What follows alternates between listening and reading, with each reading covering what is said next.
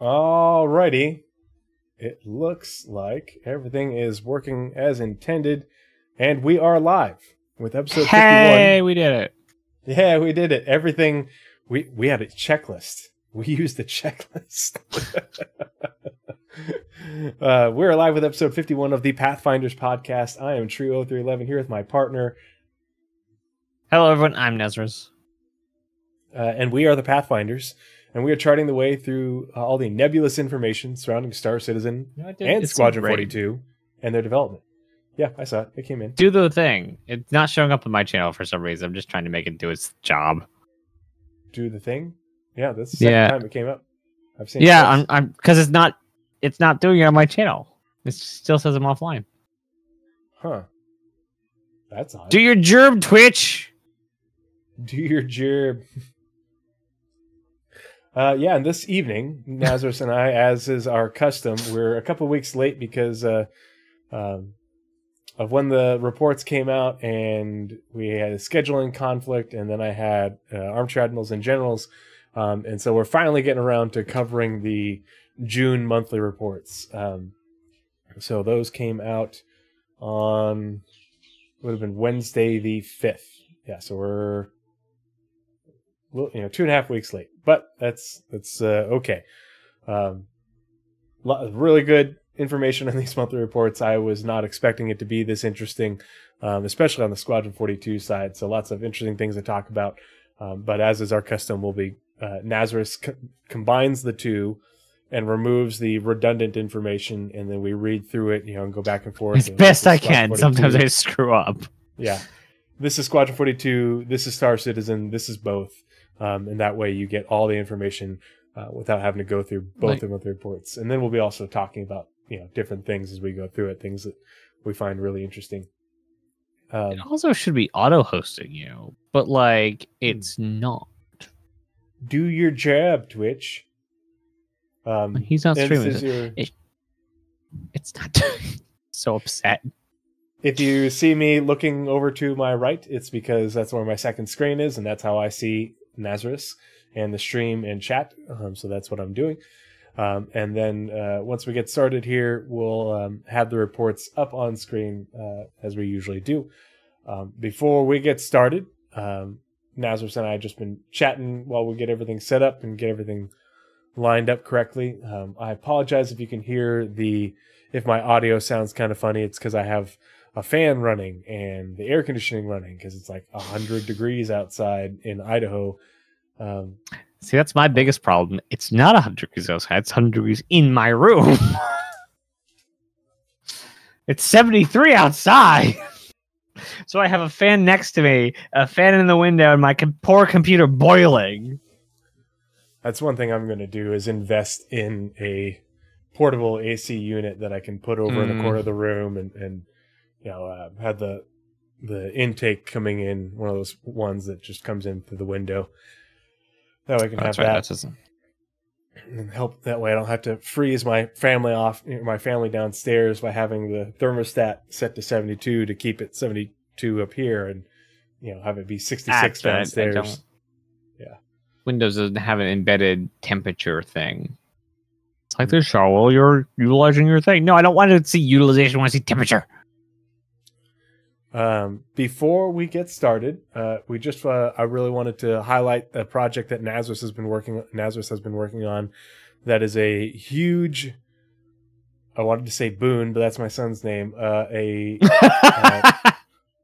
It's a really important thing for when we do research on the development of different topics, especially when we talk about their progression through the different development pipelines and teams working on them.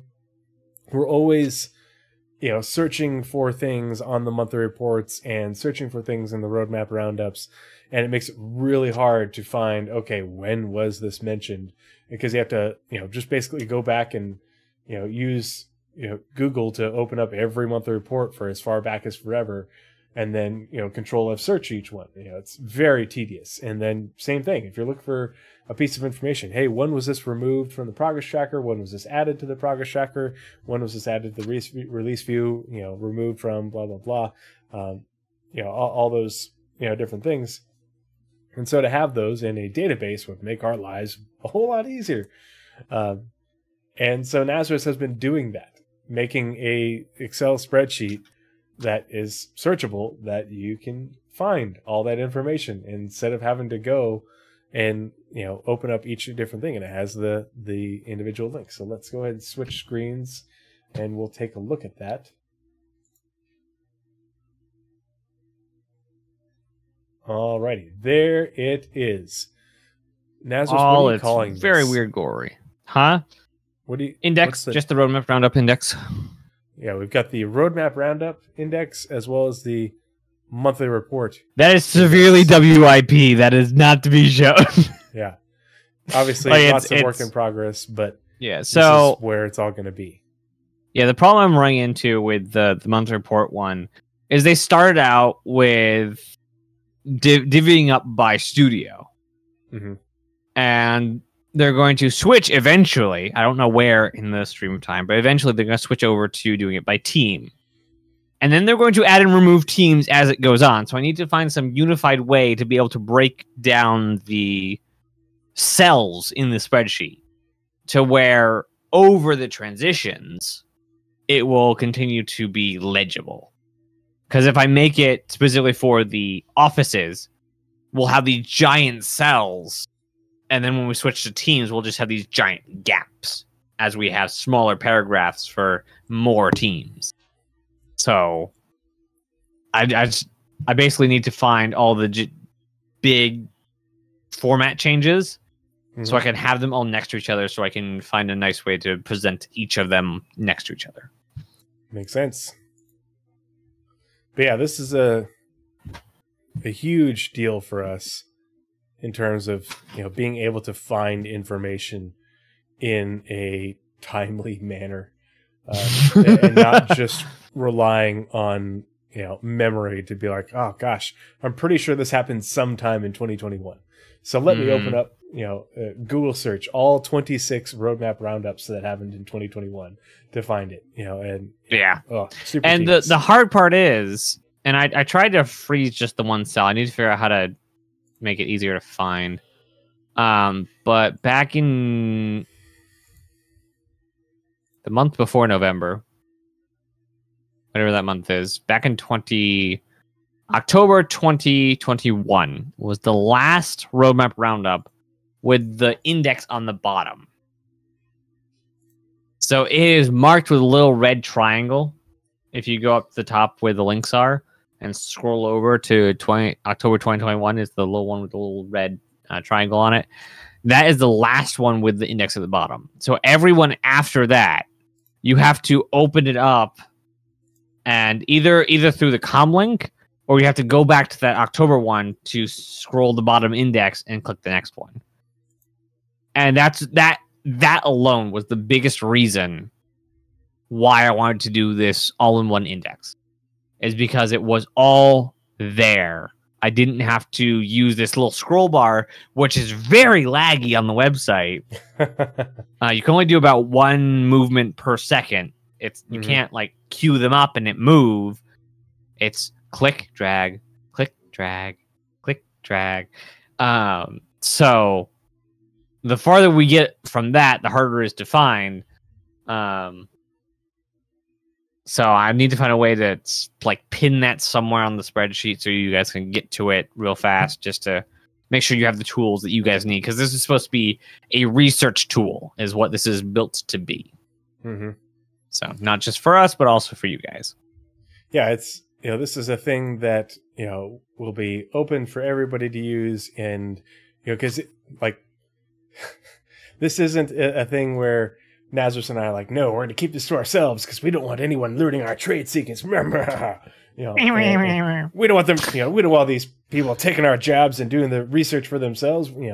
No, the more understanding of, the more comprehension, the more understanding, the more information about the development of Star Citizen and Squadron 42 and how CIG works, the better. That people will be able to manage their expectations better. People will understand, the enormity of what CIG has undertaken better, and, be a little bit more, empathetic to what the devs are have to deal with and go through in order. And how much stuff they've actually gotten done. Yeah, how much they've actually gotten done. As much as stuff moved around has been added and removed. Mm-hmm. Like, there's a lot of stuff that gets done too, and people like through all of because a lot more stuff moves that gets done, but it shouldn't take away from the stuff that gets done. Like, they've gotten, especially in the past 3 years, have gotten stuff done. Well, and just as a little done in game, there's a dozen, 2 dozen, maybe 100 different things that are in varying stages of completion that aren't in game yet. They've we highlight that stuff in the podcast all the time to show, hey, they are already working on X and they haven't gotten this part done as part of this larger feature, but they've already done work on this. They've already done work on that. They're 30%, 50%, whatever completion on these things. They've taken care of these tasks, and that work will become apparent when those things become released. But until they do, it sits in the background. It's not part of the release, but that's work that has occurred that people don't appreciate, and that's something that we're trying to highlight. Octavian says, "Damn, two streams in one day." Yeah. Yeah. So if you want to click somewhere on the thing and then search whole C. Of course. Of course. No, you got to click on it first. Oh. Yeah, not the browser type one. It has to be the Excel one. Now Control F. Control F. Aha. Okay. Whole C. Find all. There you go. Bingo! So look at that. Yeah. Look at that. So it was scheduled for release way back in 3.17. Was the first time that it was showed up on the Roadmap Roundup for release. And then where is it? And the next reference was November 17th, saying work is wrapping up on the Hull C. And then it was delayed to 3.18, and then it was removed, and then it was added to 3.20, and then it was marked for complete. And that's just on the Roadmap Roundups. This is not a where it's been on the progress tracker. Unfortunately, that's not something that I can do. I cannot do a historic view on the progress tracker. I wish I could, because it's been on the progress tracker way more. Like, it was back on the roadmap before the progress tracker. We do not have roundups for that roadmap. Oh yeah, back the old release view. Yeah, when there was a Squadron and a Star Citizen one. Yeah, there was a schedule for release back for the whole C for that. But I can imagine. I'm not going to say that it will happen, but I can imagine someone like Space Tomato using this when he does his deep dives, being able to see the things on the roadmap and the states they've gone through over the years. He's done some amazing jobs with all the deep dives he's been doing. So that's kind of what this tool is meant to be, a like research tool to be able to see where, why, and how any particular item has gone through and what's been done with it. Yep. So I do hope that this tool is helpful to you guys. This is going to be up there with us using. Here's my bookmarks. We have the Star Citizen Dev Segment Mega Index, which is what Dargenator does for the ISCs. We have Starchives, which is where you can search through the. We'll pull it up. If you don't use Starchives, starchives.org, this is how you can search for keywords that will pop up in the transcripts of all these Star Citizen videos. So it's an amazing resource, and Az and I use it all the time when we're doing research for podcast segments.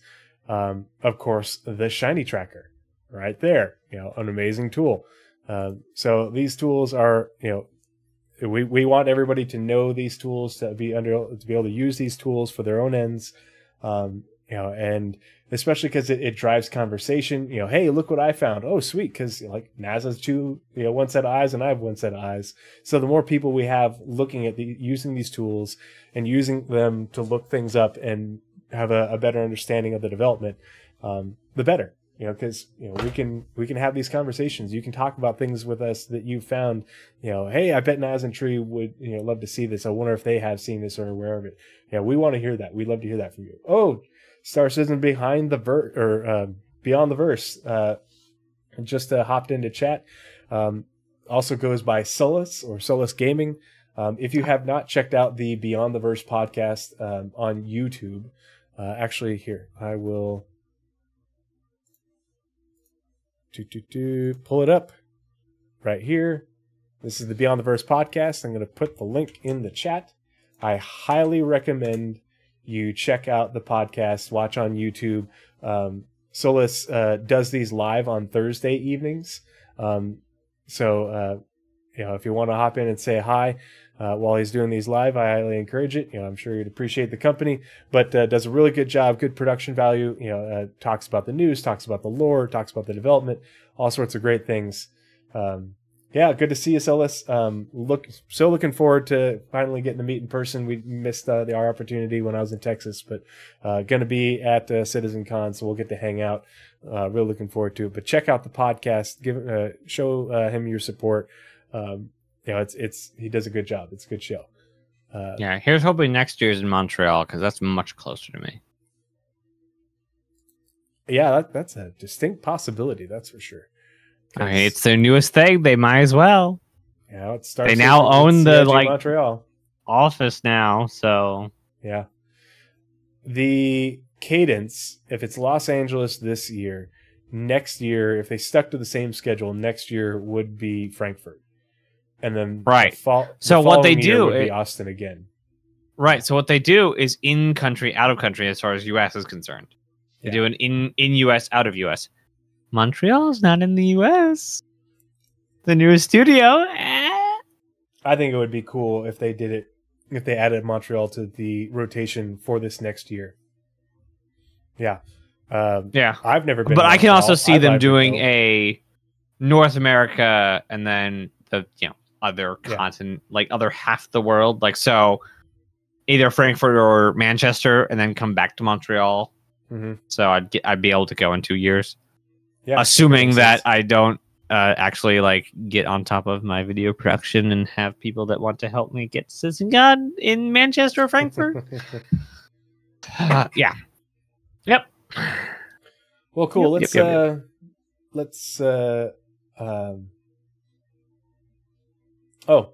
Before we dive into the monthly reports, yes. Octavian mentioned it, but I was streaming earlier. I did a relic expedition with members of Lore, the Astropub, Paula Shelley's organization, League of Relic Enthusiasts. That's what that stands for. And we just took a couple of those retrieval missions at Microtech, and went out to the derelict settlements. And not only did we rid the world of Ninetales pirates, but we also we're searching on the hunt for artifacts in the loot boxes. We were only able to recover 2 artifacts. It wasn't a very we didn't have great luck with the artifacts, but we got the missions done. We found a bug with refueling, and so we'll be reporting that. But yeah, we had a good time. It was me, Joe Freak, Octavian joined us. Let's see, Witcher Gary, and Tasteless Max, right? Yeah. Oh, hey. So it's a good time. So if you're ever interested in doing that, I'm going to hopefully organize some more alongside the ones that Paul organizes, just because it's a good time and I enjoy flying around in my Valkyrie and doing these missions with other people. And the goal in the future and going forward, so I think it was Witcher Gary found both of our artifacts for today, but I am going to be giving, for the person who finds the most artifacts, when I am able to organize these events, I want to have a reward.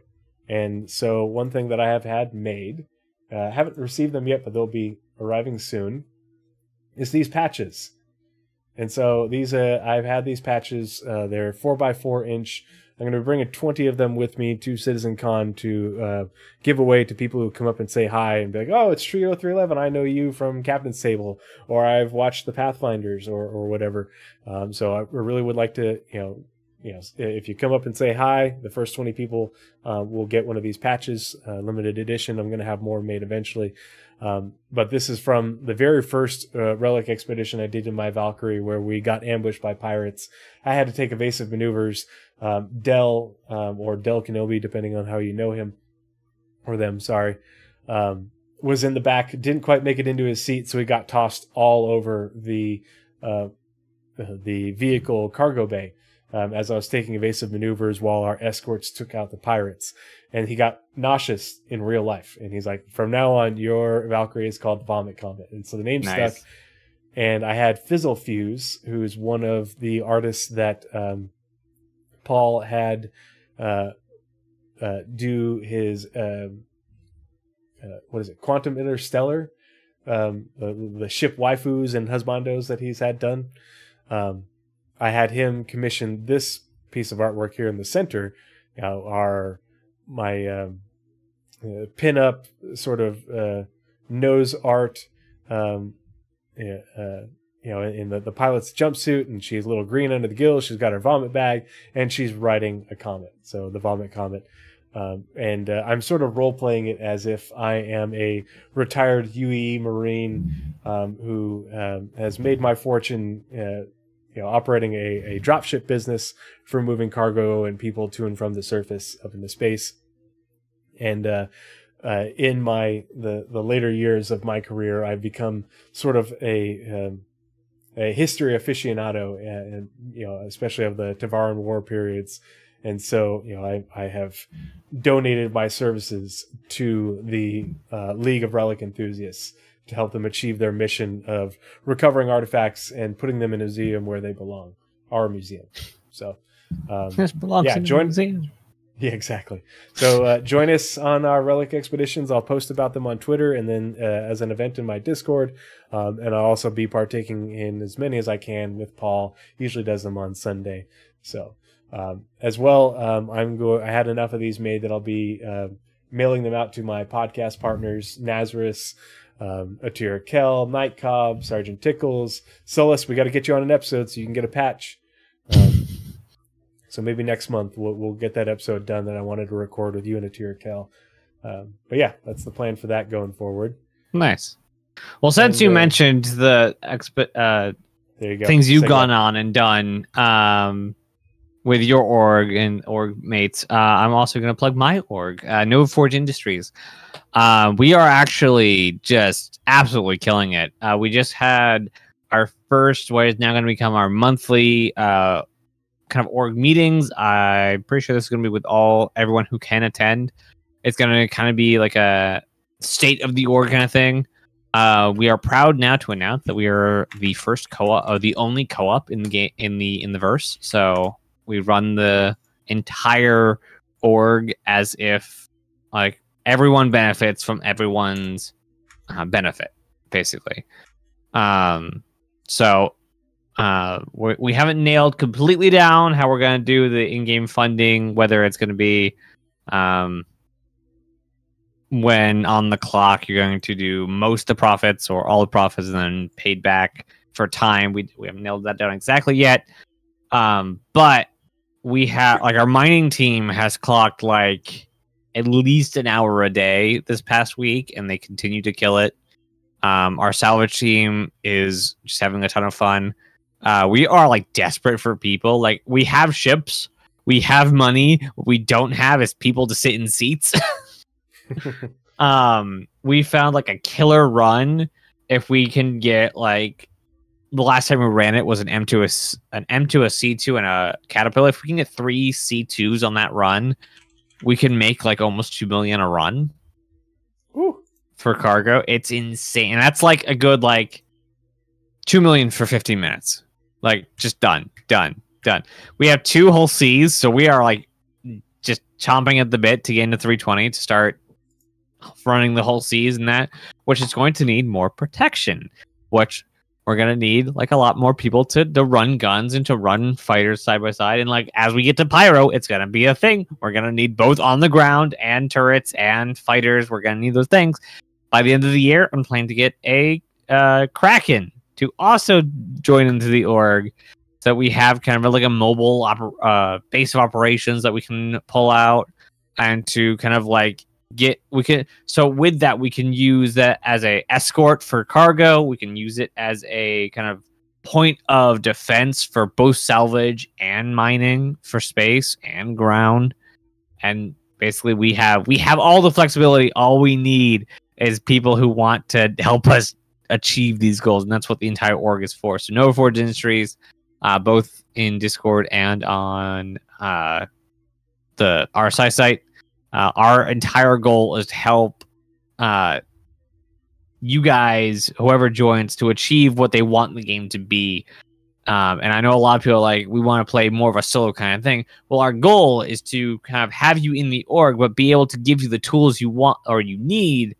So maybe you want to run as slim as possible crew, but you also want stuff like an Orion. Well, our goal is to facilitate that kind of thing happening through the infrastructure of the whole company. So that is, I'm very happy to say, working out great so far. So I'm very happy with that. So No Forge Industries, we do currently salvage, mining, and cargo hauling, and eventually we will be moving into more divisions as well.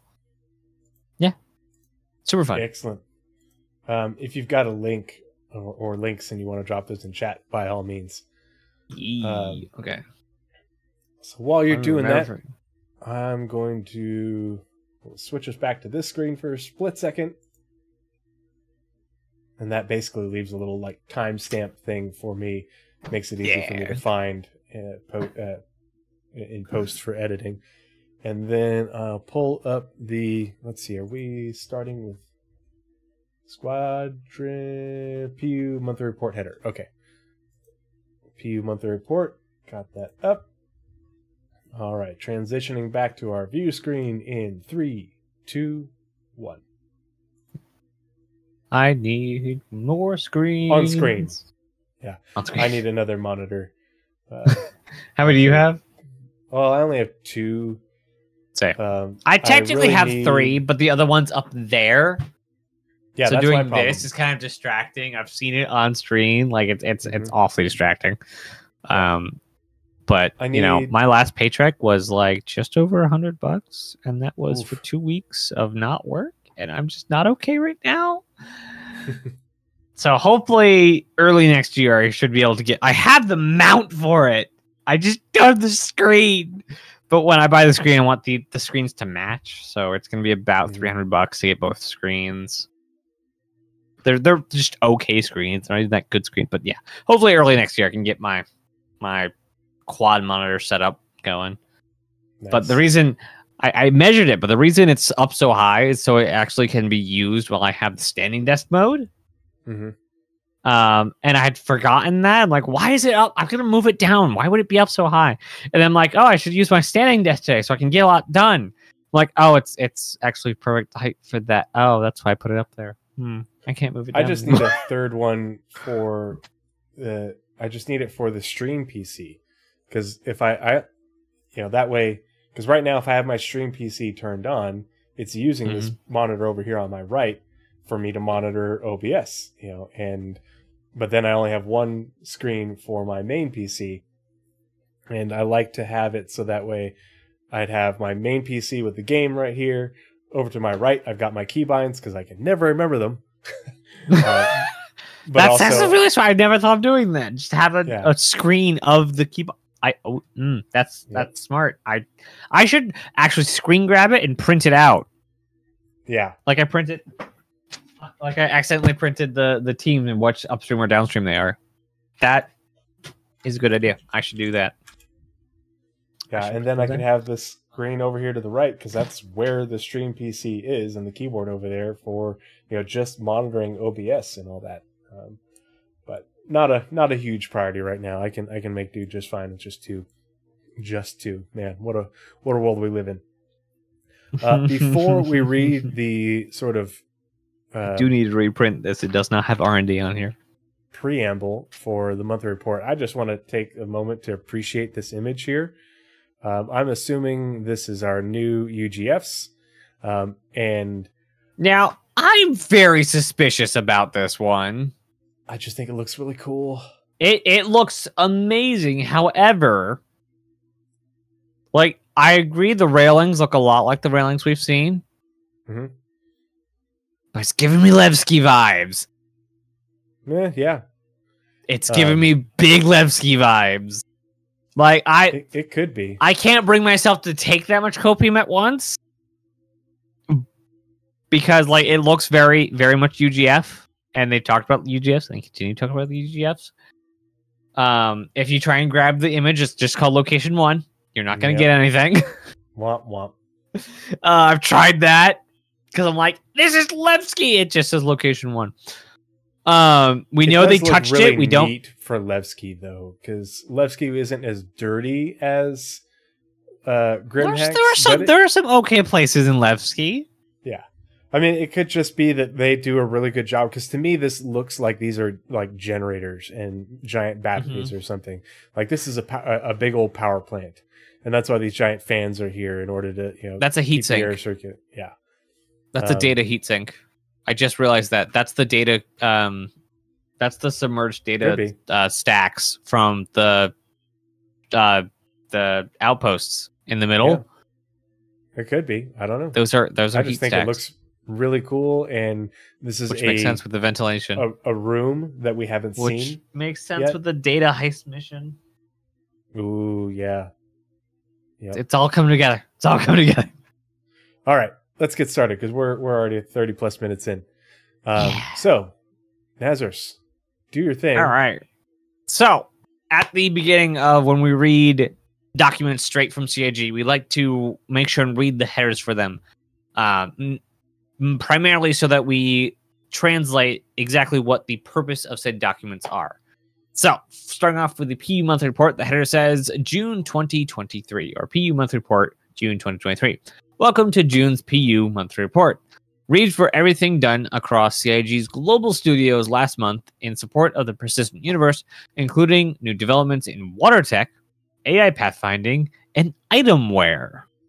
All right, so if we want to switch over to Squadron 42's header. Oh, that's right, it's blue. I was expecting to see green. Anyway, Squadron 42 monthly report, June 2023. This is a cross post of the report that was recently sent out via the monthly report Squadron 42 monthly Squadron 42 newsletter. We're publishing this as a second time as a comlink to make it easier for the community to reference back to it. Yes, I will have to do something about this for the spreadsheet index. To Squadron 42 recruits. Subject, development update, 07/05/2023. Ref CIG UK, CIG DE, CIG LA, CIG TX. FAO, Squadron 42 recruits. Welcome to June Squadron 42 development report. Enclosed, you will find details on the latest progress made across the campaign, including relaxation activities, water tech, and electromagnetic gas clouds. Thank you for your continued support of Squadron 42. Sincerely, CIG Communications. Nice. All right, so the first section is... the first four we can stay on Squadron, so... Yep, first four Squadron AI content. Okay. So, for AI content, Squadron 42. Last month, the AI content team continued working on various behaviors. These ranged from NPC behaviors during downtime and rest, eating, exercising, sleeping, etc., to more official and job-focused behaviors from members of the Stanton and aboard Shubin Station. Dynamic conversations were also introduced among the deck crew, where they discussed their work to create a more cohesive atmosphere. NPCs were also implemented in several key areas to help flesh out and fill the environments, while various locomotions were also added to these NPCs to make movement and crowds feel more realistic. These ranged from security guards on tram stops to janitors on Shubin to hawker, to Hawker kiosk-based vendors that can interact with players and NPCs. For the Fight Club, speed animations were added for crowd spectators alongside high-quality fight animations. So speed animations being ones they could implement quickly and easily. They're not super high quality just because they're meant to be like they're you're not looking at them closely, and they're moving around in the background. Versus the high-quality fight animations, like this is up close, you're looking at it closely, and so it needs to be smooth and play out appropriately. Yeah, it can also be used as just white box animations, like just to get them in, see the look and feel. If they're like the way background, like you're never gonna see them, they could stick with like basically far away LOD, but it can also just be used as white box. Yeah, this definitely sounds like a lot of stuff going on, of course, on the Stanton. But if we remember, Shubin Station, God, how many kilometers long did they say that was? It was like three or five. It was like 5 or 7 or 8 or something like that, like 5 to 8 kilometers long. It's big. Yeah, it's multiple Bengals long and even wider in girth, as well as being very It's a tall. term. It's a term that doesn't have to be weird. Yeah, it's a massive structure that is fully realized and has a giant, absolutely ginormous interior. It's a landing zone inside a station. But for reference, though, the crazy thing, and this is, I got to do a plug again to Space Tomato. Nazeris and I both like Space Tomato. Space Tomato has been covering space stations very recently in great detail. He did a big, like 3-hour long stream going through everything we know about space stations, going years back and how they've been developed over time. He also did a YouTube members or Patreon only video that was like 10-15 minutes long that was really well produced. He and Mrs. Tomato, whose birthday it is, did a phenomenal job on that. So if you haven't seen it and you already support Space Tomato, I highly encourage you go check it out. If you don't already financially support Space Tomato, if there's anybody I recommend give it a few dollars to in order to support the creation of good content, it's Space Tomato. Like, holy moly, he and Mrs. Tomato knock it out of the park. Of course, Paul as well, but those are my two bias. I have been financially supporting them and their content for like 6 years each now. He also did a longer video, I think it was like 45 minutes long, on space stations. And one thing that I was already aware of, and a lot of people aren't, and Naz and I are coming up with a list of sort of questions and statements that people have had in social media following the whole Seraphim Station at Port Olisar brouhaha. There's a lot of misconceptions about stations and everything out there, and so we're probably going to cover that in a podcast segment in the near future. But the stations, the interiors aren't done. The stations we have are the size as far as interiors. They are the way they are right now because we don't have server meshing. We can only put so many spaces for us to interact with in Stanton right now because the servers are basically taxed. They are full. They're doing everything they can to make it as efficient as possible, but we can't get much more in there. And so the station interiors, there's going to be a lot more rooms that they've, if you'll go watch Space Tomato's videos, you'll there's understand two this. main areas, or two main like data points for starting to think about the things they're thinking about for stations. One, there are back rooms that you can hack into. Two, they said station tram. Yeah. Yeah, there are going to be trams to get you through these stations. They're going to have massive interiors. We only use a fraction of the interior space right now because that's all the game can support. There's going to be tons more hangars and interior spaces, and gameplay associated with them, and a lot. Some of that's built, some of it isn't, but they're going to be massive spaces. And the reason they're broken up by the wonkavators that people don't like is because these spaces have to be separated into entity zones as part of server meshing because they are so entity dense that you have to have it broken up by a tram ride in order for it to load and separate it, so that way it can be its own server if you have a whole bunch of people as well as NPCs and other things going on in these large spaces within the station. It's a technological necessity that, you know, you don't have to have that on the surface of a planet, you know, except for like in the larger UGFs that we're going to be getting. You know, but it's basically kind of like how landing zones are with the trams, you know, in areas in Area 18 or the shuttles at Orison. Same thing, but inside a space station, because that's how big they are and that's how full they're going to get. They're going to be cities in space for the big LEO space stations. The other ones aren't nearly as big, but if you look at how big the stations are, the low Earth orbit stations, you know, Port Tressler and such, and you see, you run around the spaces that we do have, you're like, you know, you'll quickly understand we're only running around in a tiny little space inside that space station, but the space station is future-proofed so that way they can add to it. Kind of like how they've added pads. They've added small and was it small and medium or extra small and small hangars, you know, to the stations. There's going to be a whole lot. I mean, the first edition was the security docks, which are going to have interiors. So, which are going to have interiors for bounty hunting. Yeah. Yeah. And we also have exterior station stuff that's going to be coming, because we know parking lots are going to be a thing for bigger vessels. Yep. Back to you for, I think, AI feature. Yep, AI feature. Both also on Squadron 42 only for now. Last month, the team worked on reactions to restrained AI, which enables players to use hand and leg restraints to prevent a character from moving.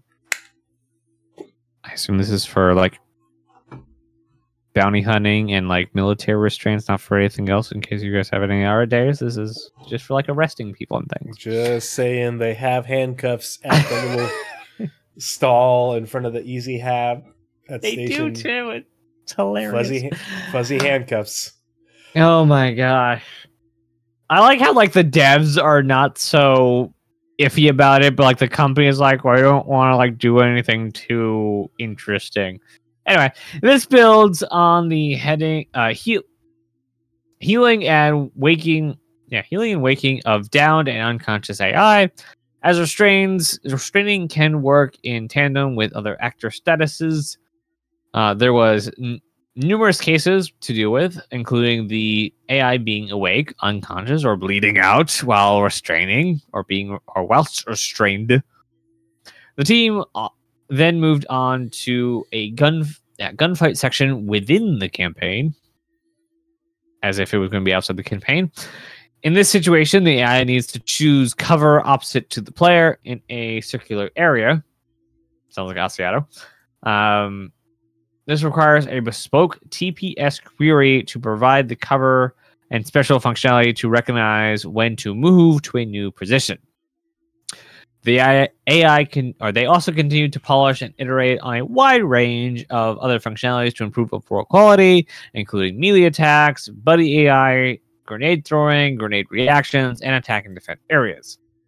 On the animation side, the team continued to iterate on full animation sets to implement the different combat styles employed by the game's various factions.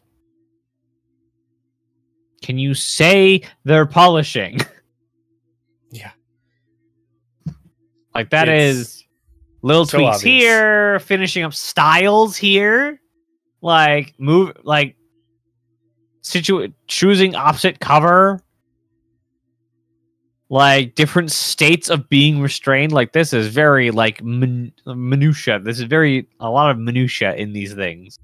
Well, and they're really cool. Taking time to go back and polish and iterate on things versus production. This is, the things are produced, we're going back and polishing them. And over and over and over through this month. And then, you know, the last couple months really been very heavy on that.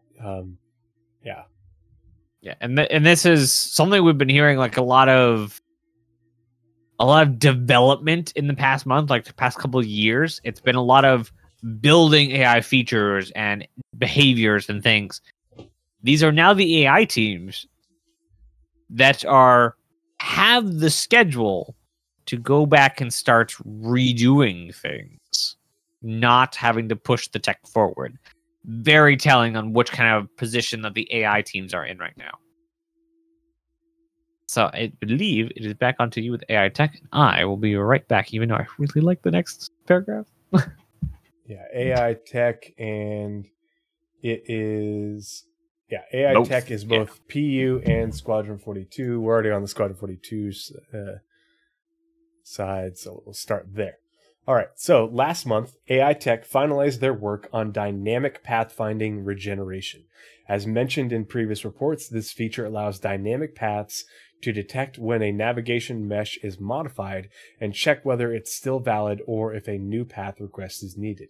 When a new dynamic path is requested, the pathing component creates and stores navigation anchors. These anchors notify the pathing component each time the mesh changes, which then checks through navigation raycasts to see if the path is still valid. If not, the last part of the path is recomputed.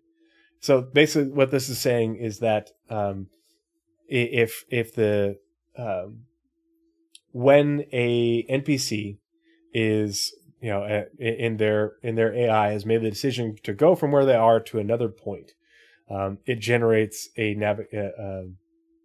pathfinding. It generates pathfinding for them.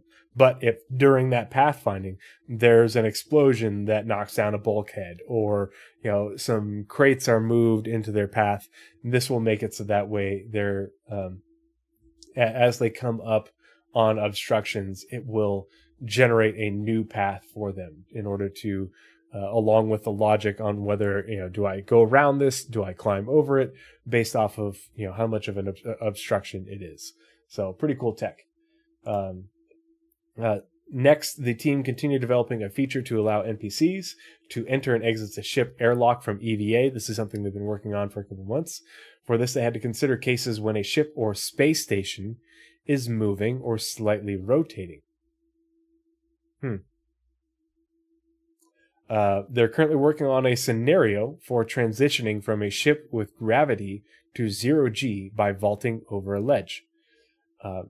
And so hopefully, this is, I'm prefacing this with hope and hopium, that them doing this, making this tech work for AI will allow them to also implement it into the PU to allow for smoother transitions as part of EVA for players. For tools, AI Tech continued improving and extending functionality for Apollo Subsumption, which is the tool that they use to work on AI behaviors and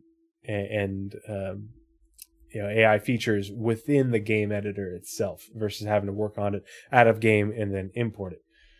Including adding 2 new windows for the task archetypes and variable type editors. This will allow the team to better visualize and modify archetypes and variables, and doing so within the editor without having to go back and forth between tools.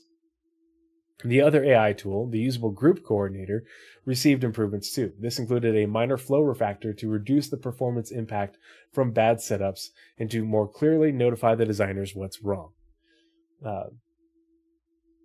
So this is going to allow them to more quickly identify bugs in different AI behaviors and things that are going on wrong with them.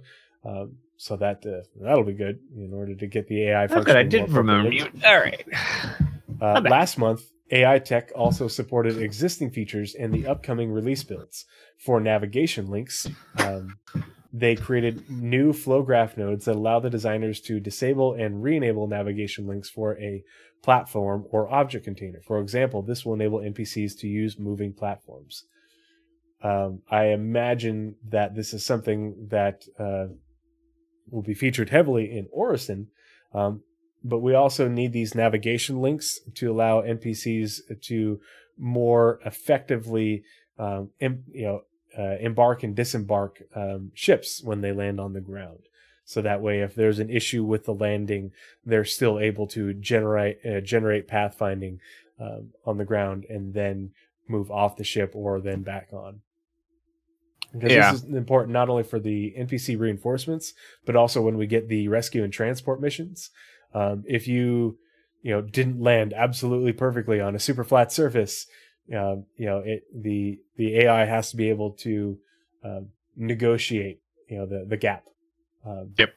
Generate a new path. And that is it for AI tech. Back to you for AI vehicle features, and that is Squadron 42. Yeah. Yep. And then we got one sentence, the beginning sentence or last sentence, however you want to do it. And the next one that is PU only. So Okay.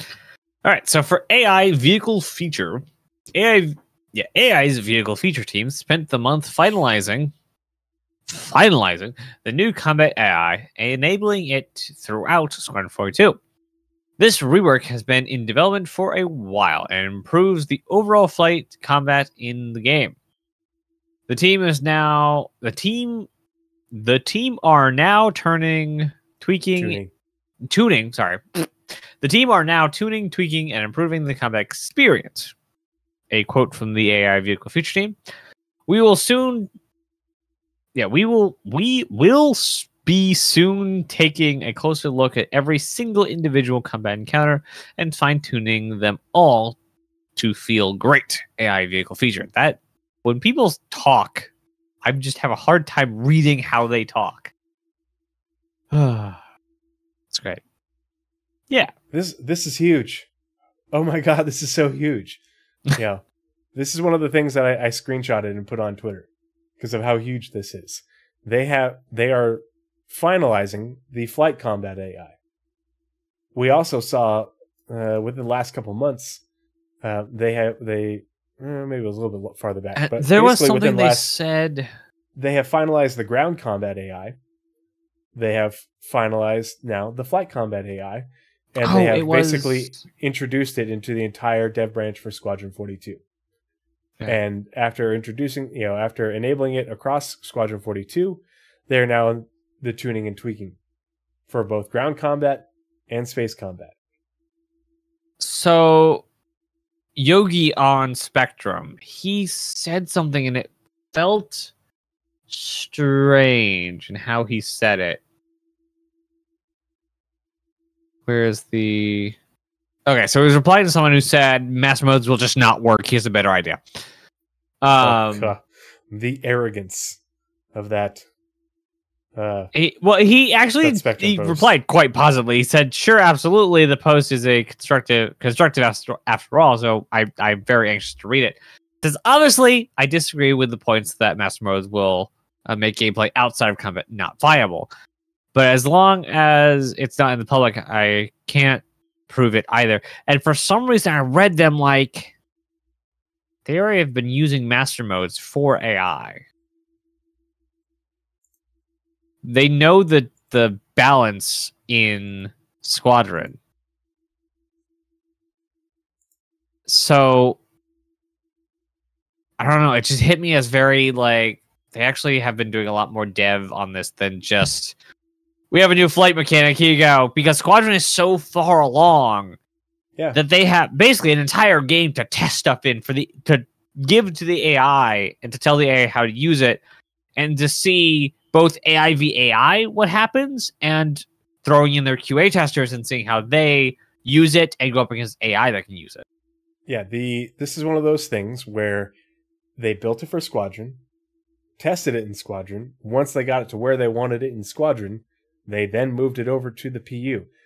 Master modes are in testing in Evocati via Arena Commander. So for anyone who's like, oh, well, things will never come over. And it's like, no, they weren't even done with it in Squadron when we saw it last CitizenCon. But, it has been since finished in Squadron in recent months. And they're already porting it over for testing in the PU via Arena Commander. Now, will we see it in the PU in 320? No, we're not going to see it in the PU in 320. We'll see it in Arena Commander. But then after a patch in Arena Commander, then they can enable it in the PU. But this is the new sequence of events now.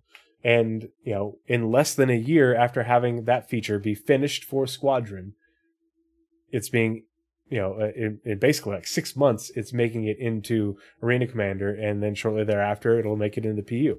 And that's how these things are going to go. That's why it's, for all the naysayers, it's like, that we're getting all upset about development priorities.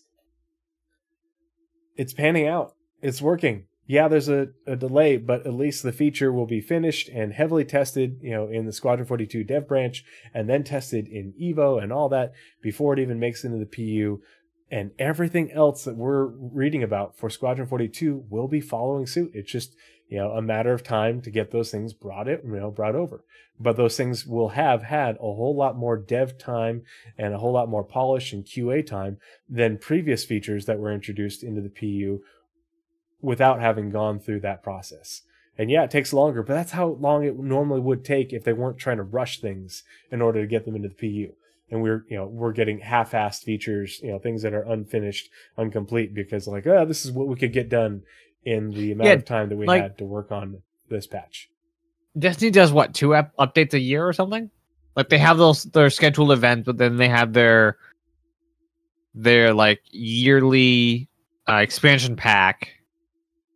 I think I've not done Destiny in a while, but I think it's like 1 expansion pack a year, maybe 2, but I'm pretty sure it's 1, and then 1 smaller update.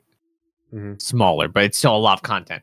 But like what they're moving, like they've said that they're running up against the brunt of the edge of their engine already.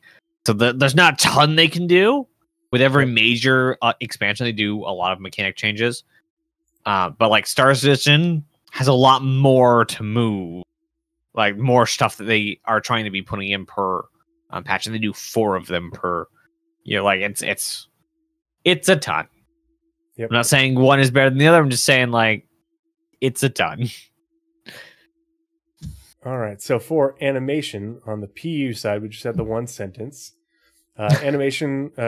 Star Citizen. Last month, the animation team worked on facial animations for a new character set.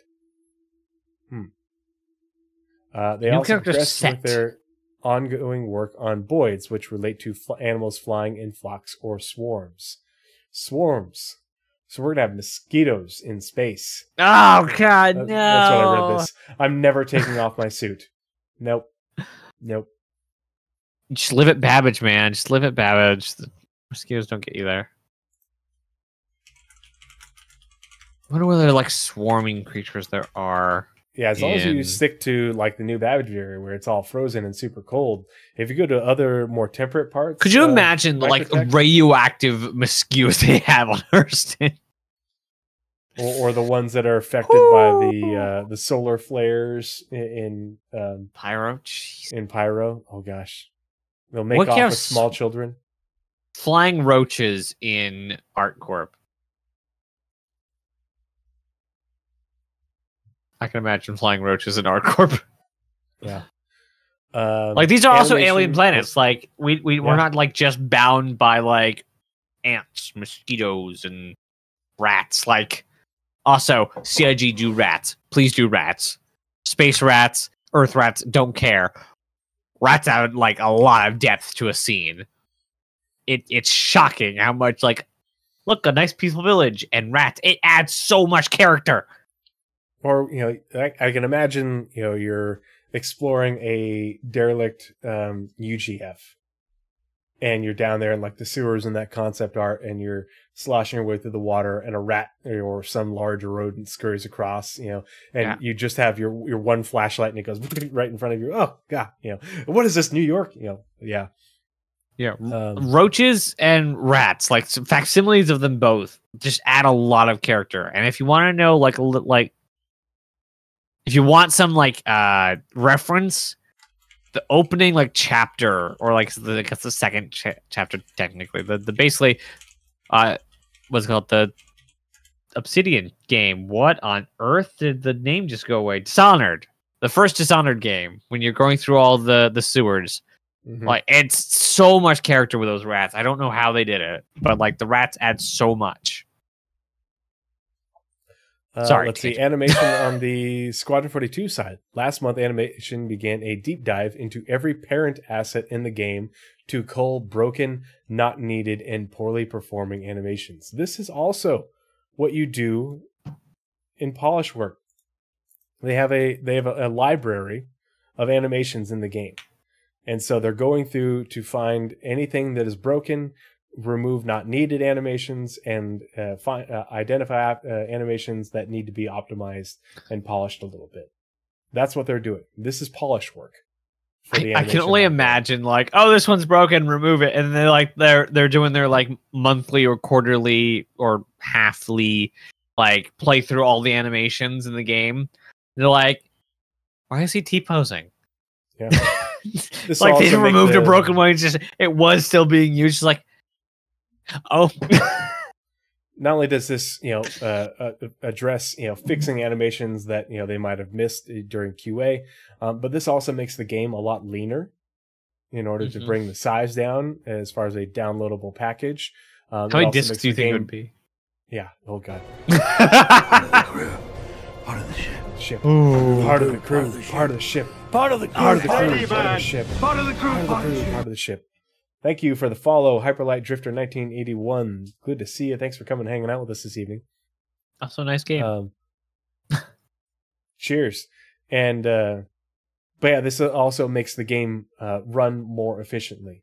If when the engine in the game has to query for an animation as part of rendering a scene, and they have to search a much larger library because it's full of old animations, things that were not removed, as they optimize things and replace them, what have you, it makes that query go faster. And so this is optimization. This is polishing work.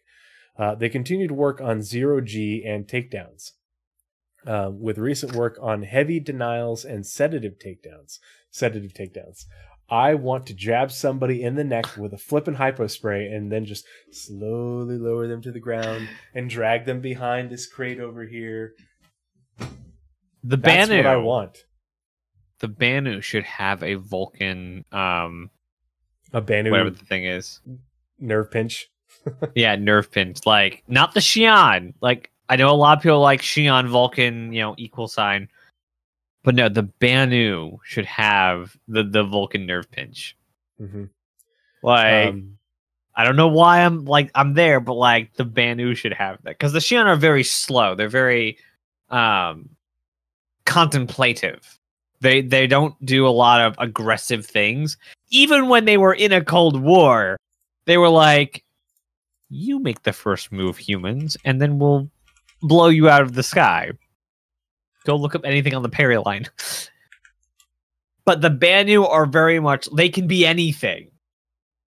And I feel like a good self-defense kind of teaching would be the nerve pinch. Like if the person in front of you is really getting out of hand, just done. What on earth are you doing? This is what I want. I have this as one of my special abilities in the Blade Runner RPG campaign that I'm in right now. I basically am able to, if I sneak up on somebody, I can jab them in the neck with a syringe and sedate them. But she's a beauty, ain't she? Yeah. What kind of gun is this? That's a tranquilizer gun. Oh, I can't hear it. Hey, these little fuckers hear that decided stream? to freak out on the kids. I get to take them down. Ain't that right, Yeah. Oh, what? That's what I thought. Shut up. Hey, be careful with that. That's the most powerful tranq gun on the market. Huh, got her in Mexico. Cool. Yeah, it is cool. They say it can puncture the skin of a rhino from 100... Ow! Oh! Yes!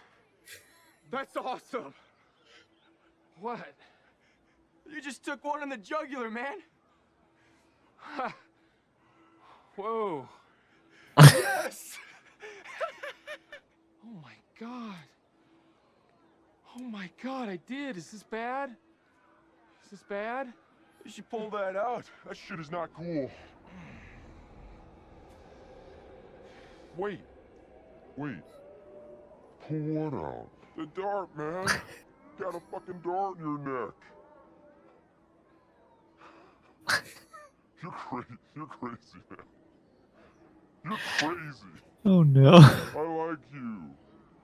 But you're crazy. I feel tired.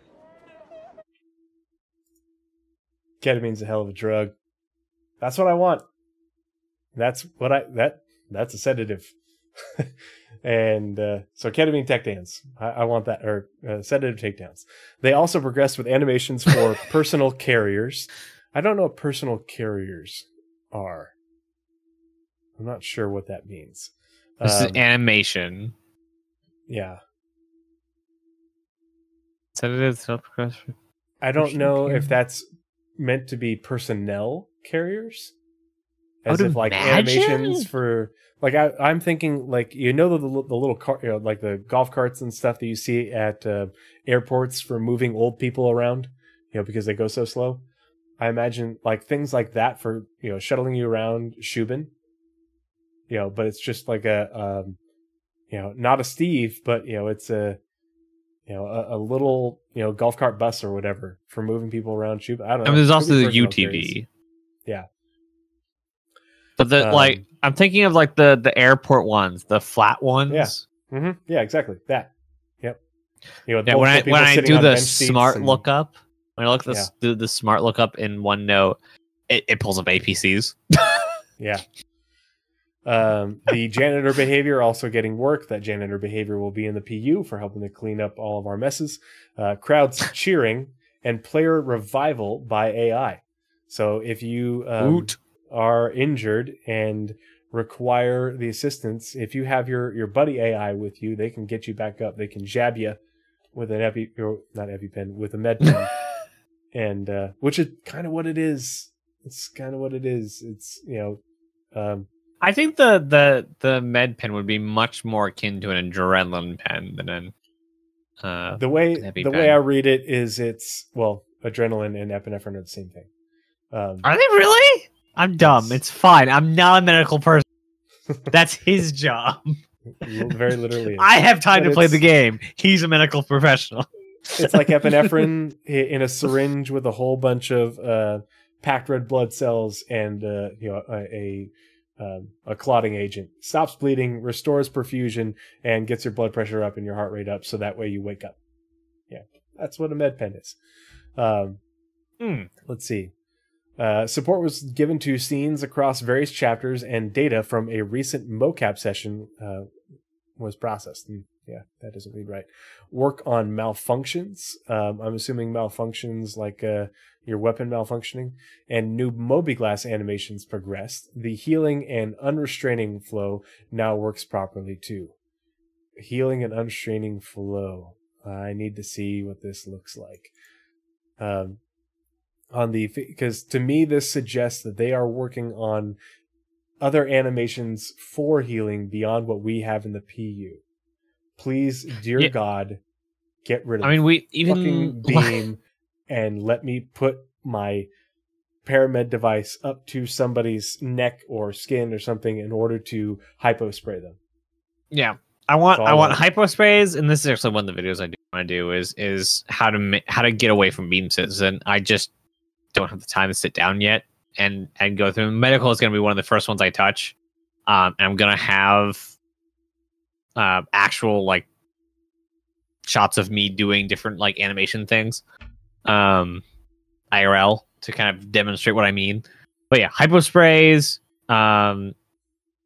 bandages, and just kind of general like touching the person in front of you, like looking at the person like on the thing, whether that be like even scanning like next to the person instead of like, oh yes, I see on your chart that we scanned your chest and it said this thing, but actually like scanning the person without the ambivalent. I don't know. Basically the always there full body scan that we have currently. Mm-hmm. Yeah. But new Moby-Glass animations. I think the healing and unrestraining is you were restrained to be healed, and now you are healed, or you're being healing and then unrestrained. The flow from that whole thing. It'll be interesting to see what that actually ends up meaning, in terms of a flow. Yeah, and we've been hearing that they've been working on the medical behaviors for the past few months. So they definitely have a lot more, at least animations for medical stuff than we have in PU. Yeah, both for for player characters, but also the behaviors for the AI. They've been mentioning that a lot recently, especially in the behaviors that occur with the equipment in the med bays of, like on the Stanton, they talked about in a triage area near the flight line of the Krugeri, which is the Bengal carrier. So they're bringing on wounded and unloading them off the flight line and then triaging them there before they you're least wounded, you stay here, we're going to bandage you up. You're the most wounded, we need a stretcher to somebody take them up to the med bay and get them treated in a med bed. What ship in game would be the best for basically the attack on Vega, getting people off the ground and into a medical ship? Like a Bengal to be basically a field hospital. Like, what would be the best ship for that? For which part? Well, what do we have, and what do we need basically for basically the attack on Vega happens. The entire city is in shambles, so there's no hospital like within distance. So they need to be medevac out. Mm-hmm. What ship is that? That's the Valkyrie, all day, every day. Like if it was a real thing. If this was a real thing, you would have your walking wounded escorted onto the Valkyrie and strapped into the seats, the jump seats. And then you would have stretchers, whatever kind of stretchers they have. Whether it's like a hover litter that then locks down on the deck, but whatever you have that you can bring up into the Valkyrie in the cargo area and then secure to the cargo deck. Like, we've seen the bounty hunting beds, capsules, things. If the stretchers, if we had Helver stretchers, basically, like we've seen in the Apollo brochure, those would be much better to hover. And then locks, yeah. You push it in there, and then you press the button. It goes down, and then it's the grav plating or whatever locks it into place. And that way you can get. It's not a med bed, it's just a stretcher. And that way, you're flying, you get them up, and then you're able to quickly unload people into the triage area. The people who are walking wounded, they walk themselves out. But then, you press the button and it unlocks from the gravity deck, and then you have attendants push it down into the triage area and say, okay, they're stable enough, they can wait. This one's critical, keep pushing him, take him straight to the lift, go up to, medical bay 2. Because that's how it would work on a ship right now. Same thing. Okay. Same concept. Yeah. Because like stuff like that is really interesting. And would that change at all? Like, what would in this scenario? Where would the Apollo fit? In this scenario, the Apollo would be, and we're getting on a big tangent, but this is something I do want to talk more about eventually. But the Apollo, we probably need to like here. We'll make a topic for later, also for like good idea later medical stuff. Because the Apollo is configurable, you could use it to augment your hospitals on the ground. You fly in your Apollo that you've already got configured with 6 tier 3 med beds. And so that way you can take the strain off the hospital and start treating all the walking wounded, the low level injuries. And so you'd be able to reconfigure it based off of, hey, we've got a whole bunch of severely injured people here. Okay, sweet. I'm going to come out there with 1 tier 1 bedded, 2 tier 2s, or 2 tier 1 beds or something. That would be sort of how you'd configure it. But you wouldn't be necessarily, you'd bring the Apollo to the patients, not so much the patients to the Apollo. Whereas you're using the Valkyrie to move a whole bunch of people, in a mixed batch of wounded people, to something like the Krugeri, which probably has multiple, at least one med bay, probably more than one, and they're probably large med bays. Because we've seen how big the med bay is on the Javelin. So imagine how big even the med bays on the Polaris. Yeah, like the med bays on the Polaris are pretty sizable too. Yeah, there's a couple of med beds, but you can imagine how big. Isn't there like 4 beds in that thing? I don't remember. I don't know the top of my head. I want to say it was like 2. I remember I'm gonna bet. What are the or things? maybe So it's two. It looked like it was like two twos and 2 3s. I think. Yeah, that's what it kind of looks like because there's like these two nodes out the sides. Yeah, and those kind of look like the ones on the Carrack. Anyway, we're getting distracted. Yes, very distracted. Sorry. Yeah. On the facial animation side, the team worked on idle faces for the various states of the AI, including sick, punk. I don't know what a punk animation is. Is that supposed to be puke? I don't know if that's puke or drunk or what, but punk is kind of interesting. Or if it's just like, hey man, you don't have the authority to push me around, okay? I have a right to be here, right? This. Yeah, it clearly is too. The character is huge. The Carrack is not well laid out. But the Carrack has, a tier 2 bed, but it also has those 2 recovery beds, which are going to have function in the future. Won't they be just severe tier 3s? pain? No, I think they're probably just going to be recovery beds. You lie there in order to speed up because when you get healed, you don't just get healed and then hop back up and you get off to running. No, you get healed. And it's basically the equivalent of you're recovering from anesthesia. You still have a whole bunch of bruising and stuff. And if you want to speed up your recovery and remove those status effects faster, you just go lie down in the recovery bed. But that way you're getting out of the healing bed. It's like the definition 2, punk, adjective, in poor or bad condition. I felt too punked to eat. Or felt too no, there's no ed. I felt too punk to eat. Interesting. I'm guessing this is a UK thing. Yeah. No, it says North American English. I don't know.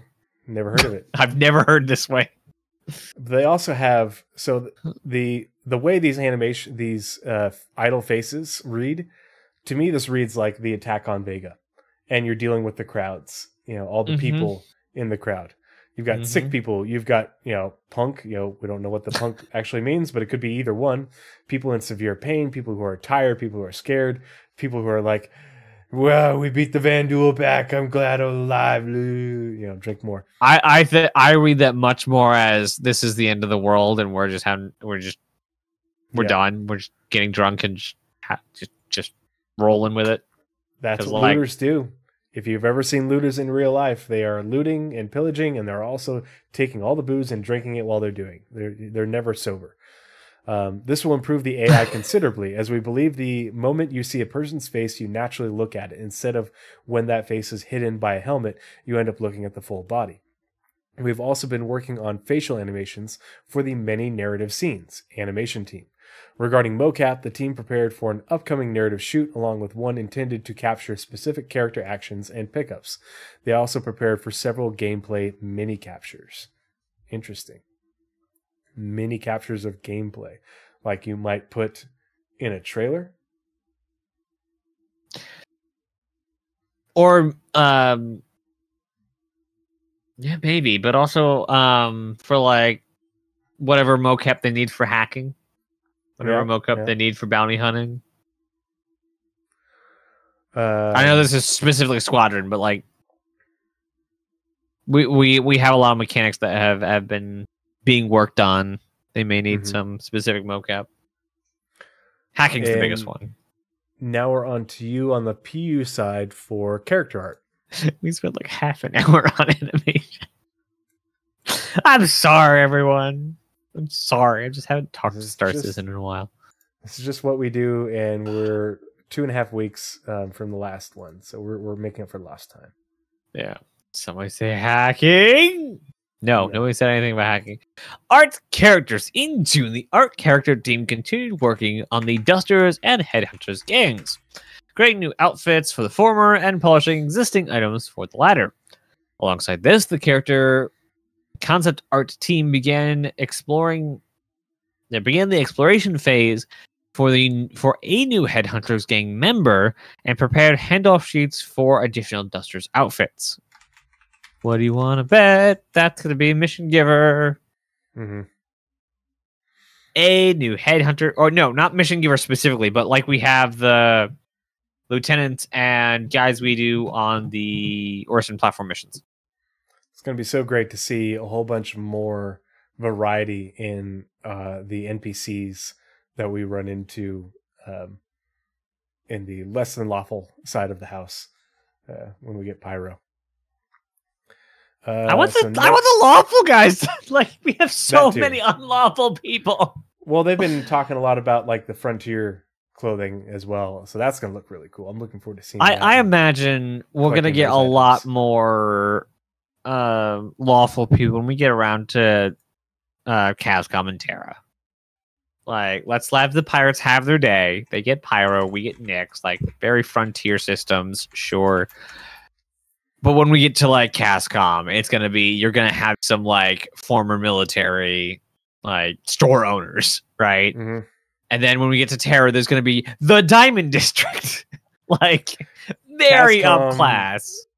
Cascom and Sherman are going to be full of character NPCs wearing the equivalent of 511 for the 30th century. Yeah, the expensive tactical clothes. Yeah. How do you know that you're a vet? Oh, well, you wear 511 pants, and yeah. You walk into Walmart in combat boots. Yeah. I resent that because I wear combat boots all the time. That's what I mean. My combat boots are expensive, you mean so they're really comfortable. Yeah. You mean resemble that remark? Yeah. Art ships for Star Citizen. The Tumble Storm is nearing the end of the Lod Zero stage. So Lod Zero this is what it looks like when it's right up here. This is the level of detail when your face is right next to it. With some areas approaching final content. Materials were also polished, internal damage was built, and most LODs were created. The team are currently undertaking customization work and will move on to UV2 projections in July. Following last month's report, the Apoa Santok Yai is awaiting its second Greypox Gate review pass. It failed the first time around due to a missing dashboard implementation plan. We have now created a dashboard and generated the bulk of the art for it. We simply need to make it past the gate, and we will be officially in Lod Zero stage. Ship art team. The Santok Yai's cockpit also received a polish pass before the team moved on to the rest of the ship. Ship art then worked with narrative on Xi'an language translations, which appear in the ship's UI and character inner thought system. Now, there is work going on other ships. Just because it's not mentioned doesn't mean there isn't work going on. This is just like the highlights of what the teams have been working on. We also know that the vehicle content teams are supporting other teams on things like resource management. They're supporting vehicles and such on Squadron 42. So there's a lot of stuff going on. But yeah. Yeah, Arcteryx is very expensive as well. It's set for Arcteryx is not generally something that you see a lot of military guys wear. Arcteryx is a lot of more outdoorsy people. Like the 511 is the uber tactical stuff. There's other brands too, but 511's the big one. Yeah. Another tangent. The Tumble Storm and Santok Yai are not on the release view for 320. Nope. Thoughts? Q4. Like they both are very. The store is basically done. For all I've seen of it, it is done. Like I have no doubt. Like it is like days away from being done. Here's the thing: is if it will depend on when we get the Q4 patch of whether it's a 320.x that we get those things in, or if it's a Q4 321. I think because the Santok Yai has a whole bunch of the new flight model stuff built into it, I think that is going to require a separate dev branch to have that integrated into it. As for the Storm, Yeah, the Storm schedule works so far. Is audio on there? Audio's not on there, but again, we don't have the July, August, September teams. But the schedule works so far ends on the 31st. Of what? The Storm. Both tech content but of what and month? design. What? Oh, this month. Sorry. Yeah. Of July. Yeah. Yeah. We'll just have to see. I mean, that could mean that it's basically done. Maybe it'll get added to the release view. I don't know. I kind of doubt it. But they talked about it with the Arena Commander updates too. Like they were definitely like working on making sure that there were at least the potential to use it in the Tank Royale. Yeah. So I don't know.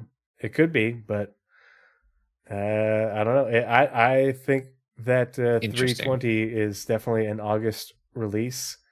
It'll be late August, I agree. But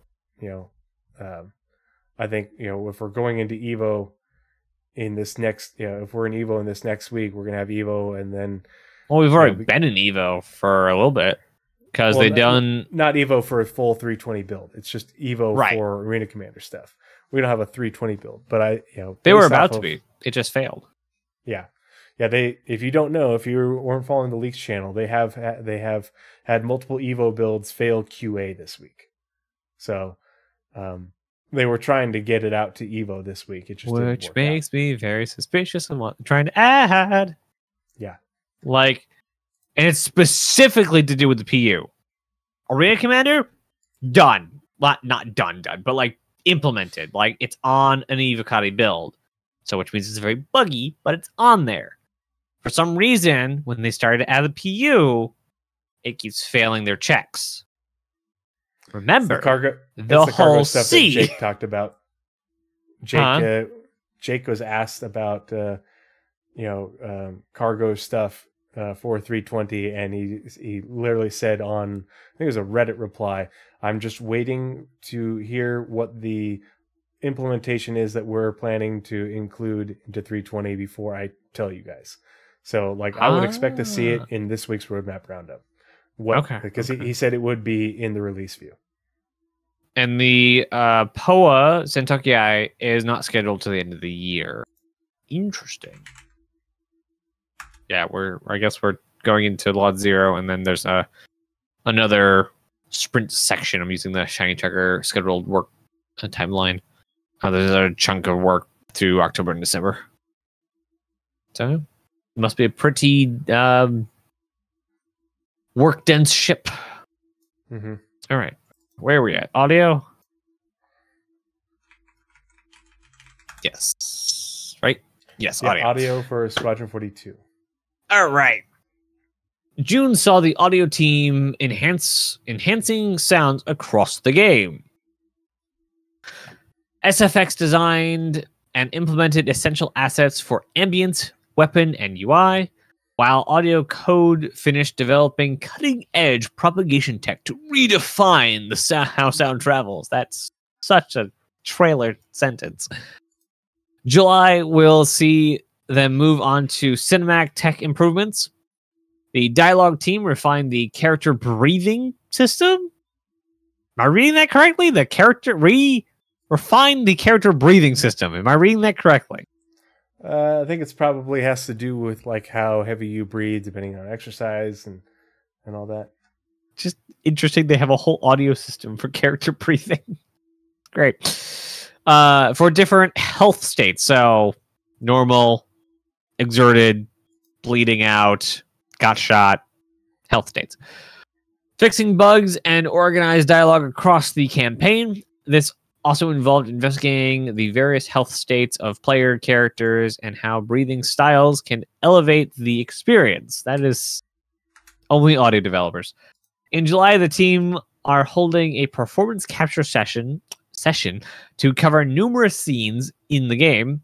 In preparation, they created a master document to track every piece of dialogue implemented in the game. That is a massive document, I bet. Interesting they didn't talk about ray tracing. Very interesting. They did talk about cutting-edge propagation tech. I'd be very interested to see if that has anything to do with ray tracing. Because that 2 Citizen Cons ago, they said, the audio team said that, the first not in-person Citizen Con, they said they'd love to get a hold of ray tracing for audio. because what ray tracing can do with audio is it, like, let's say you're down a hallway, right? And in between you and the audio source, there's a portion of metal hallway, but there's also a portion of fabric, like chairs or something in the hallway. Ray tracing can say, okay, so the audio here is bouncing off the chair and muffling it, but it's reverberating off the metal. So you hit this like metal twinge in it, but it also has the muffle of the cloth. It can pick up the signals throughout the environment to give you a much more accurate representation of how the audio would sound in the environment. And one of the things they mentioned very specifically was being able to eavesdrop through walls because of the ray tracing to be able to calculate its penetration through the wall. I wanted to see this tech. I would love to see an audio bit at CitizenCon. I have messages from Tree. How am I doing? I sent you the things, so I pulled it up on the stream. Just in case people missed it, there was a post regarding the July 12th Roadmap Roundup, and these were Jake's replies on the Reddit thread. So someone asked, it's interesting to see the whole sea being committed now without much mention or talk of the cargo changes that were shown along with it. I figured they would have made a bigger deal of the 32 SCU containers being a thing now. Someone replied to that, they might still be working out what cargo updates they can hit for 320. There's not a lot of room for features getting removed from the roadmap at this stage with the ship trespass being postponed, so surely they're waiting on confirmation first before any formal announcements can be made. At least it's what makes sense to me. Jake says, this is correct. I'm currently waiting for the full scope to be confirmed for the release. That way I don't lead you guys on. Jake also said in reply to Cargo System Refactor hasn't shown any assets assigned to it since Q4 2022. Is the deliverables view out of date? And if so, are there plans to update it? The epic in Jira that it was tied to was completed for 3.18.0. The upcoming cargo work is rolled into the Hull Seas work in this case. We'll have a separate card for it on the release view though. I mentioned that one. I called that one. I don't remember when I said it or where I said it, but I called that one, that the some of the work for the economy and cargo is in the Hull Sea. Yep.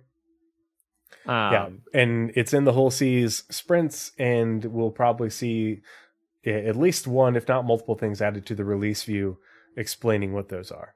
Yeah. And I would imagine Jared would also pick this up, as specifically the multiple containers that we've seen in the leaks channels. Because it looks like we should be getting, if not commodity, possibly, unlikely, but possibly also player bought containers in all the sizes. I would love that. So it would make everything. It would make everything easier.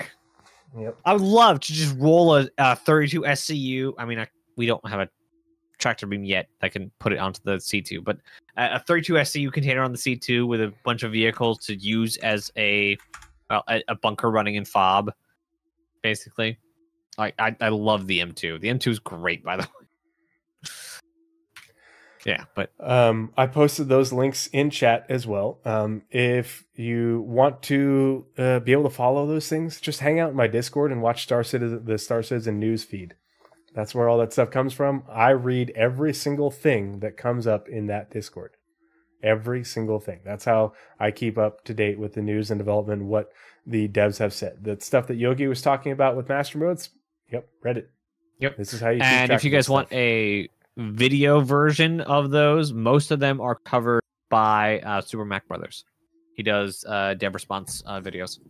Yep. So if you guys want an audio version, go check them out.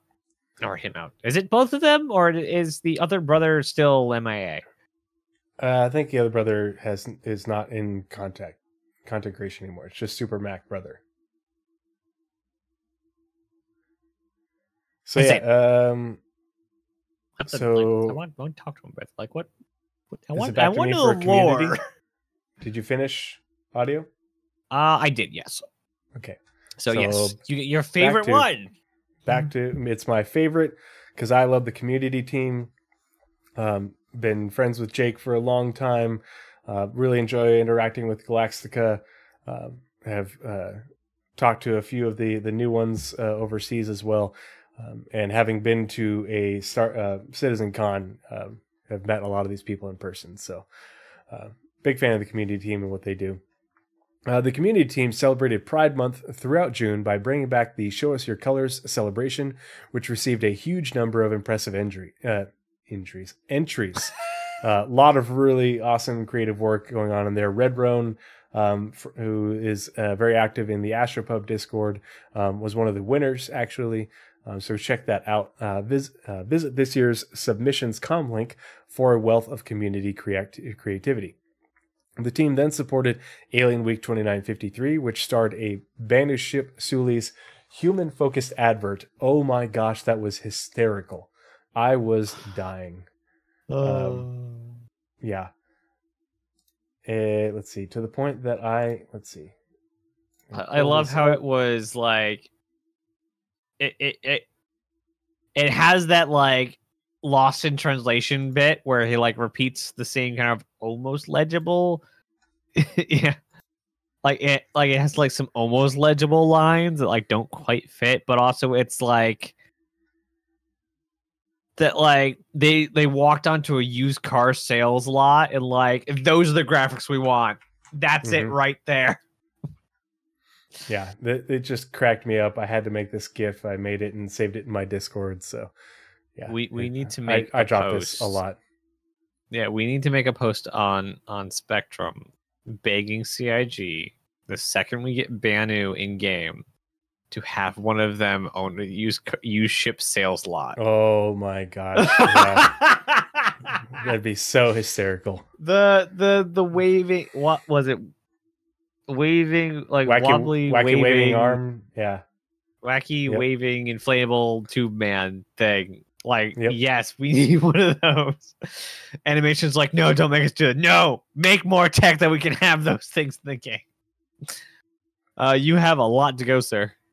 Let's see. So during the event, players were invited to explore alien lore and spaceships and enter the Alien Encounter screenshot contest. The community's xenolinguists also deciphered a Banu language message containing secrets of the mysterious Tholo. The first opportunity to get hold of a digital Banu Tholo was at the International Bar Citizen weekend, where we handed them out as code cards to every guest. We loved meeting so many of you this weekend as we hosted an afternoon of Star Citizen near our studios in Los Angeles, Austin, Montreal, Manchester, and Frankfurt. And lots of cool pictures of the community getting together. Love to see this stuff. I am in the Boise Bar Citizen Discord, and we have our next meetup on the 12th. So really looking forward to seeing some of the guys. We've gotten together before, and it's been a long time. So very much, I missed the last event in, I think it was March, because it was while I was on active duty. So we're getting together on Saturday the 12th, and there's actually a number of us who are all traveling to CitizenCon. So that's gonna be a lot of fun too. Yeah, me personally, I'm probably gonna miss this next one because it's like next week, and I did not introvert plan enough. So we'll probably get to the next one. So it's the North Carolina Bar Citizen team or team community, whatever it is. I need to be more active in their Discord. Like I need to like start talking with them a lot more because like it's a local chapter of the Bar Citizen community. But yeah, interesting hint dropped in that the whole thing. Like we've had this like for what 2 or 3 weeks now. It's like what did they say? Meeting hosted at our studios, listing Montreal. For those uninformed, Turbulent has now officially been acquired by CIG. They now own the Montreal studio and Toronto. Merged, but yeah. Toronto. No, there's no Toronto. It was acquired. So June saw the continuation of the Bar Citizen World Tour, with members of the Star Citizen team traveling to Asia to visit players in Shanghai and Hong Kong and Incheon in Korea. Thank you for having us as your guests. It was absolutely amazing to meet more than 1,900 of you in Korea, in China and Korea. So I am amazed because there was that Reddit thread that came out that was wildly inaccurate. I don't know if there's just a bunch of things lost in translation or if there's a whole bunch of just misleading, purposeful or otherwise in there, but it was a whole bunch of inaccurate stuff that's been confirmed to be just a whole bunch of bunk by Xylo. Oh, that boy. said, there had to have been a Q&A with this panel up here on the stage. You've got Todd Pappy, you have Aaron Roberts, you have John Crew. I always forget his name. He's a bigwig dev for CIG. And you can't tell me that these people didn't answer questions and answer good questions with some decent information. Like when we had the BATCon, or the Belgian, it was Belgium, right? It was Germany. I know that. Yeah, that Q&A was full of great information, and they only had three major devs there. And you're going to tell me that nothing's been uploaded to YouTube from China of this, with somebody translating or whatever. But you would think that they would be answering the questions in English and then having somebody translate, and vice versa, because that's what they did for BATCon as well, and that was a really good Q&A. I still have that saved. I watched it multiple times. There is a recording on YouTube of the whole Q&A in whatever language they were speaking it in. So if you are a translator, it was the Hong Kong one, the Hong Kong QA panel. There is a video, so if you speak I'm sorry, I'm pretty sure it's Chinese. I'm sorry, my brain hurts currently. A Chinese dialect, whether it's Mandarin or one of the other ones. But yeah, there's got to have been some China, like the US, has a lot of different languages in it. So I'm sorry, I don't know which ones are spoken where. Me neither. Also, Mandarin or Cantonese are the big ones.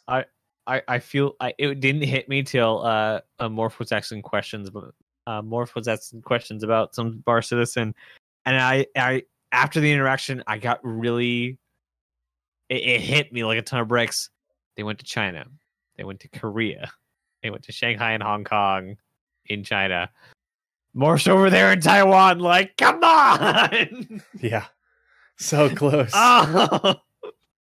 But if they're trying to be in with China and get China to be nice with CIG, they can't go to Taiwan. It sucks. I hate it. This is why we can't have nice things. Yep. The team also supported the announcement and ongoing planning of CitizenCon 2953, which is coming to Los Angeles, USA on October 21st and 22nd. This included ticket details, an FAQ about the event and location, a guide to Los Angeles, and details of how to take part via the community booth, or this year's cosplay contest.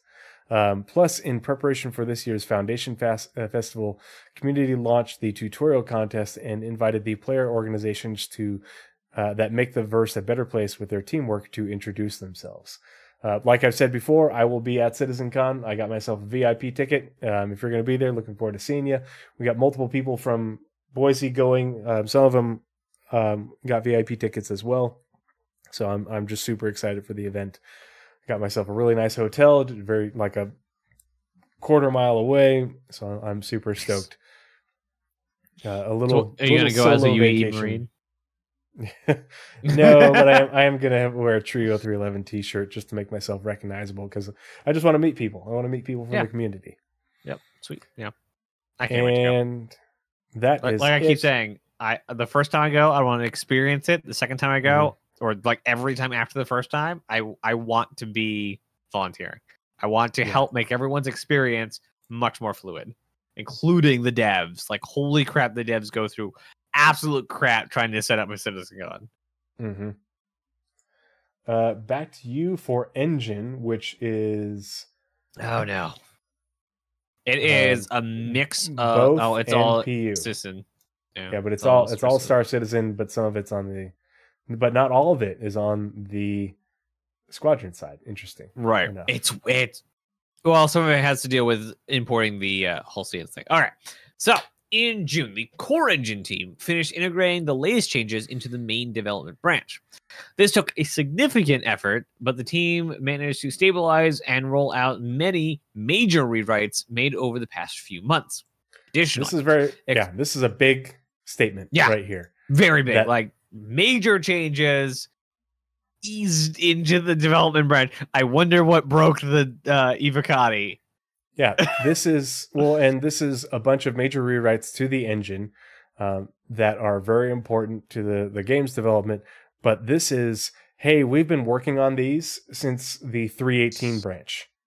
These are for the 320 branch, and so these are things related to the engine, related to PES, that are improved performance, make PES work remember better. The first time the engine team said we have a major rewrite, we got freaking planets. Yeah. So when they say like latest changes, major stabilizing, all these like technical words, significant effort. When I hear significant effort, I'm like, what have you done? Do we have full simulated water yet? It'll be nice to see. Well, and especially if these are rewrites, it's because, hey, we have identified issues with this and we need to rework this code in order for it to work better. And better so and with server meshing. Yeah. Better, more efficient. It's I have a very good feeling about 320 as a patch in terms of stability and performance. It's not going to be the most content-rich patch. So there's a lot of content. There's more coming.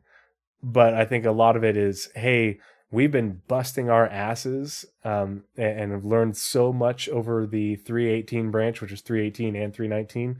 And we're finally integrating all these things, but they have to be integrated into a new code branch, which we haven't had since 317. Like, we've been on the same code branch in live, for a longest time, since 3.0. So they've had a lot of time to get in a whole bunch of, improvements and, refactors and rewrites. So I'm very optimistic about 320 as a playable patch.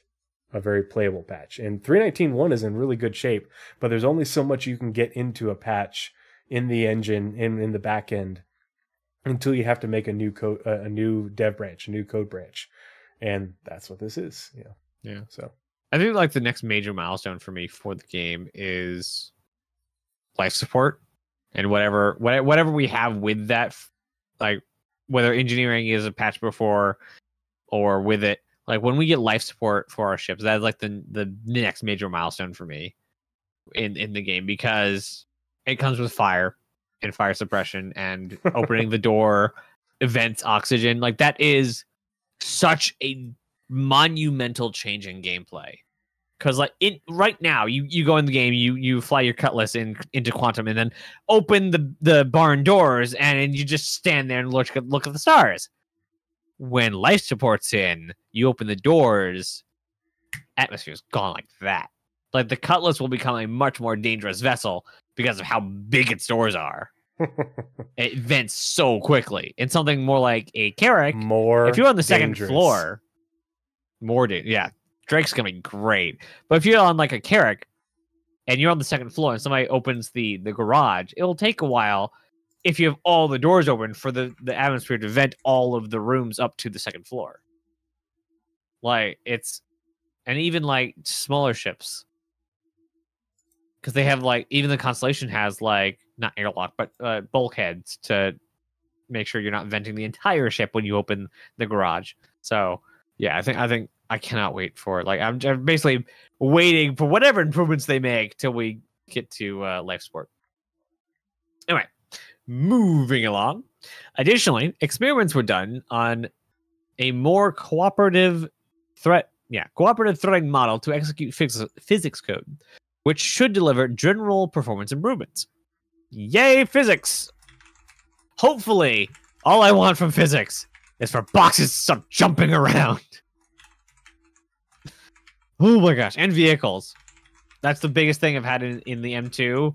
Whenever I set all the vehicles and have my stack of boxes, I'll fly to somewhere, everything's shifted. Everything's moved over. The vehicles have moved over. The boxes have jumped all over the place. Just the performance improvements. If they're working on, to me, cooperative threading is more. It's not more. It's they're talking about multi-threading, you know, and that getting the instead of just getting your CPU to brute force things, it's getting it to, you know, get the individual threads to work together and distribute things among the threads more efficiently. And that's one thing that, you know, as far as optimizations go, they've barely touched optimizations. You know, we have Gen 12, but they have barely started optimizing that. And that's just the render thread. They haven't started touching the main thread for graphics, and that's just graphics. That's not talking about the physics code, which is what makes, you know, all movement and things moving around in the game function appropriately. And that's, you know, physics code is really taxing on a CPU. And so if you've got more cooperative threading, you've got good multi-threading going on, you know, your improvements is going to, you know, go up dramatically. And they've made it, you know, they've done enough work to keep it playable. And like the game is very playable, but, you know, there's a lot of improvement for them to implement. And now they're starting to get around to that. Like, that's awesome. You know, that's a really good sign. I imagine in large part because they're gearing up for a Squadron gold. What is it called? Gold, not gold standard, but going gold. I imagine they're gearing up for going gold for Squadron. They have to get it as optimized as possible to, you know, for release. Yeah, they like, for me, I don't know what their goals are, but for me, like, I would love to see it be able, not necessarily be ported to, but be able to be played on a Series X or a PS5. Like, that hardware is pretty mid-range PC right now. So if it can run good on that kind of hardware, doable with Vulkan, with multi-threading. Yeah. I just a little bit, well, a good effort in optimization. Yeah. Mm-hmm. All right. For generic shapes, all editor side work for regular shapes was finished, and now with the artist feedback, the next stage is the editor support for multiple sub-segments to allow the team to build more complex shapes out of primitive sub-shapes. I didn't do a lot of research on this, but I do know generic shapes and that kind of physics talk, or rendering, whatever they're using the shapes for, rendering or physics, it comes up in most development. Eventually, they'll be talking about trying to obfuscate something to a basic shape so that engines and processors or GPUs can do a quick pass on it, and then if it needs to, come back and finish whether it be a physics pass or render pass. So like shadows or stuff pinging off of a box that has little contours in it, but like it's a box, so we can assume it's a box, and then if you're really close to it, you know, we can see what it can do after that. So it's a big optimization always, though, when you have generic shapes or basic shapes in it. The Star Build P4K v2.0 and Mem Replay systems receive various improvements and new features in preparation for rolling them out to other teams. All right, and then this sentence is a Star Citizen only. Core Engine also worked with physics to provide tech support for the MISC Hull C. Then back to both of them. The physics team supported the game. The physics team supported the game teams with various bug fixes. Progressed with Cantilever Beam and Maelstrom Editor. And investigated solver improvements for driven ragdolls. So driven ragdolls are a kind of like a step below absolute ragdolls. So instead of just letting it, ragdoll like something in like tabs, totally accurate battle simulator. You want your body deformation to have constraints with like actual body movements, or if you've gotten shot, you want them to fly back in a random-ish way, but they still have muscles that are acting. So they're going to fall to the ground in a more controlled way because their muscles are still doing things. They're not just a giant limp noodle flopping. Yeah, wet noodles. So much more realism in driven ragdolls than just full ragdoll. Let's see. And I'm a GPU view or GUI view, that's a sentence or bit there, was then implement. An IM GUI view was then implemented to allow rapid tweaking of simulation parameters for character attached cloth so that changes become immediately visible. I can't wait to see this in clothing because basically before this, they had to make the piece of cloth on whatever clothing or armor, set the parameters, load it up in engine, see if it clips or physics correctly, kill the simulation, go back into the editor, tweak something, reload the simulation. Now they can do it all in. So this will not only get us more physics cloths, but also better quality because they can do it a lot faster. Moving on to 2 paragraphs of both Star Citizen, or no, just Star Citizen. Sorry, just Star Citizen for this one. Regarding team structure, the entity system tech team transferred to the core engine team. This makes sense to me. A engine team quote, while their focus will still be on everything related to server meshing, bringing the team over brings the knowledge and ownership of the entity system together, which should allow for more efficient communication with the engine team. So the entity system team had been their own team, but they are still working on very much core tech for the engine. So now they are integrated into the engine team, which gives them much closer communication with the rest of the engine team. So if there's needs a little more help or they're questioning something, instead of having to put in a request for meeting time or conference, it's in the same team. So much faster communication. And then still in Star Citizen only, Entity System Tech also integrated their recent improvements into the main development branch. They then worked on various spawning time improvements and cost visualizations to allow for further guided loading time optimizations. Yes. And then finally, for both Squadron and Star Citizen, for the engine, finally, async entity loading was enabled in the editor for faster startup and improved efficiency. Entity System Tech also integrated their recent improvements into the main development branch. Again, more stuff that, hey, this is to do with how PES and how the entity system in the engine works, and fixing, improving, optimizing those things after what they have learned via the entire 318, 319 branch. So, and also the entity system tech is also pinnacle for server meshing. Yep. Yeah, when it's part of like a one of the big performance boosts that we got last year was the changes made to the entity component update scheduler, and basically all that is this. It changed the scheduler was refactored in terms of this is how often the engine, this is how often the engine requests or generates an update on an entity. And so it has to request that some of the things it has to request that update from the server, to update the status of an entity. But a lot of those things are also things that, are affect performance of the client in terms of, how often things are updated during the rendering process. And so it's a twofold improvement.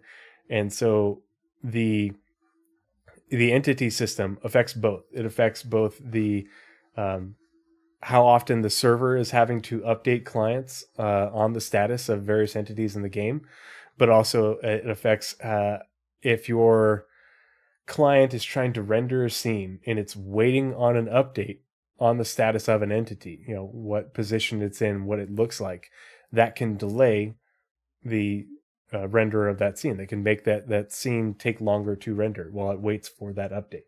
And so that's why you would have, lots of jittering, you'd have, slow frame rates. So it's a, 2-part thing. And so it's good to see that there's so much going on between the engine and the entity system. It's I'm really looking forward to playing 320. I'm enjoying 319.1 right now. It's been a very good patch to me, but I'm really looking forward to 320. And I hate to ask this, but like it's 12 o'clock, and I would like us to go a bit faster. I have to be up at 6 o'clock in the morning. Okay. So features. And yes, I know it's been mostly my fault distracting. I was gonna say, before you wait a start. Yeah. I'm just looking at features top. Oh, it's array already 12 o'clock. commander. Yeah. Is just PU. So Blame the whiskey. in June, the Arena Commander feature team's focus was on polishing and bug fixing for Alpha 320. Engineering also completed the new competitive scoring and team balance systems. A small quality of life refactor was done to the Flash-based FPS loadout editor. And people are like, oh, why aren't they using building blocks? This is just a quality of life update onto this editor until they update it to building blocks. So Dev time is the answer. Yeah. Dev time. Yeah, they are waiting their turn in the queue for the UI team to help them build the new loadout editor. Well, I imagine even if they have a UI editor in team, they're focused on the front end, not the loadout editor. They just need something in quick, do up while they're getting this phase done, and probably the next phase will get the loadout editor. Yeah, they'll update it with a building blocks UI. Now game modes automatically supply consumables to the player, allowing the team to simplify the editor to only include armor and weapons. They also continued work on the new spawn screens being introduced to most game modes in Alpha 320 before moving on to in-game vehicle selection. Design continued polish passes across various locations, including adjusting Security Post Korea's control variant based on playtest feedback. For Tank Royale, the mode's Magda location failed its go-no-go due to underwhelming visuals and gameplay. In response, design worked on 2 replacement locations to provide greater variety and more visual interest: Daymar and Maya, Lear's second planet where the Good Doctor map is set. There's the Good Doctor in the background. We're going to be driving around in tanks in the background, or what has effectively been the background of Maya, as you look at it from the Good Doctor map, that big complex. And hopefully better wilderness in the Good Doctor map, because I don't know if it was a bug, but like after a certain distance from the Good Doctor map, it just like was nothing. Yeah. I think it's because it wasn't an entire planet before. I thought it was. I thought it was the first time they were like, hey, we could do an entire planet in a commander. I don't know. Maybe. Design then reworked all existing racetracks to utilize the new racing system being developed for release in a future patch. Finally, the team concluded work on 3 new experimental modes that feature the new flight system master modes: Free Flight, Duel, and Endless Vandal Swarm. Very cool. Already in testing. I think the only thing I have to say about that is, like, most people's problem is not can master modes do combat. It's the can I do cut and run. Like the transition between combat and non-combat is where most people are like, eh. So I'd love to see an experimental mode with master modes where like mining plus pirates or something. Like give us some transition between a mission and combat scenario. Like something between the two is where we need to test it. Not I'm attacking things 24/7. Or I am laid back 24/7. Like, sure, you can do that in Free Flight, but players have to make that happen. So we need to invent our own testing, what are they called? Parameters to make sure that we do the testing and get it like documented on how the transition between the two. Yes, No Forge Industries will definitely be testing out master modes with these things in Free Flight to make sure that we have, like, we'll be making a video on this, so stay tuned. All right, back to you for character and weapon features, I believe. Yes. So we start off with 2 paragraphs and a quote on the Star Citizen side, and then we finish off with 5 little sentences on the Squadron side. Ooh, I see the word minimap later on. All right. In June, the feature team began extending itemware to weaponry. Where did it start? Hold on, we had itemware for something? Anyway. This means that as a weapon is used, ages, or is kept in poor condition, it will become increasingly worn. For example, if a weapon is used while dirty, it will accumulate wear faster. Gun cleaning coming soon, hopefully. As a weapon becomes worn, it will become less reliable and may overheat faster and start misfiring. This can cause minor or major jamming, require the user to spend more time fixing the malfunction. The team also looked into a minor rework of the inventory screen. Please. A quote from the future team. The current inventory screen is great for managing loadouts and inventory storage, but we have been looking at options for speeding up looting while in combat. The feature team. It doesn't say which feature team, just says feature team. Just reading what it says. As part of this, the team experimented with a new UI that remains in first-person view, allowing players to assess combat-related items and then quickly loot or exchange medpens, ammunition, grenades, and weapons. I like Sweet. it. I think it's a great idea. Yep. Like the inventory we have right now is great for equipping, but not great for item management or the one they've identified here, combat. Like when you have hundreds of helmets, it's a bit burdensome to get through them all to find the one you're trying to put on. Give us search for item, please. Please. Oh my gosh. And also give us shelf. Let us put stuff on shelves, not in boxes. All right. So moving over to Squadron. Are you on the Squadron one? Yep. All right. Featured gameplay spent most of the month adding new mobiGlas applications. Letting that sink in. Including the Galactopedia. Letting that sink in. Galactopedia in game. Yes. Woo. Yes, it's only for Squadron for now. Give it 6 months. But We'll see where it is.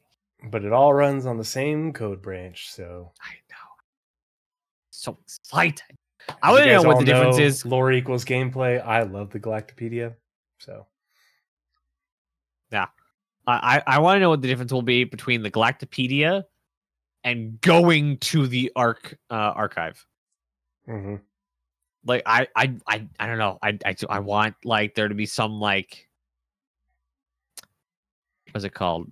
Not production boost, but like something about like being able to cross-reference in front of you, like in the star map, basically being able to like do more like in-depth in-game research at Arc instead of just in like a phone app on your mobiGlas. Which is a reference for people, vehicles, planets, systems, items, and everything else in the universe. As players progress, the Galactopedia will be updated with the information gathered. Nice. The personal status app now has a skill page. I believe skills, they were talked about a while ago.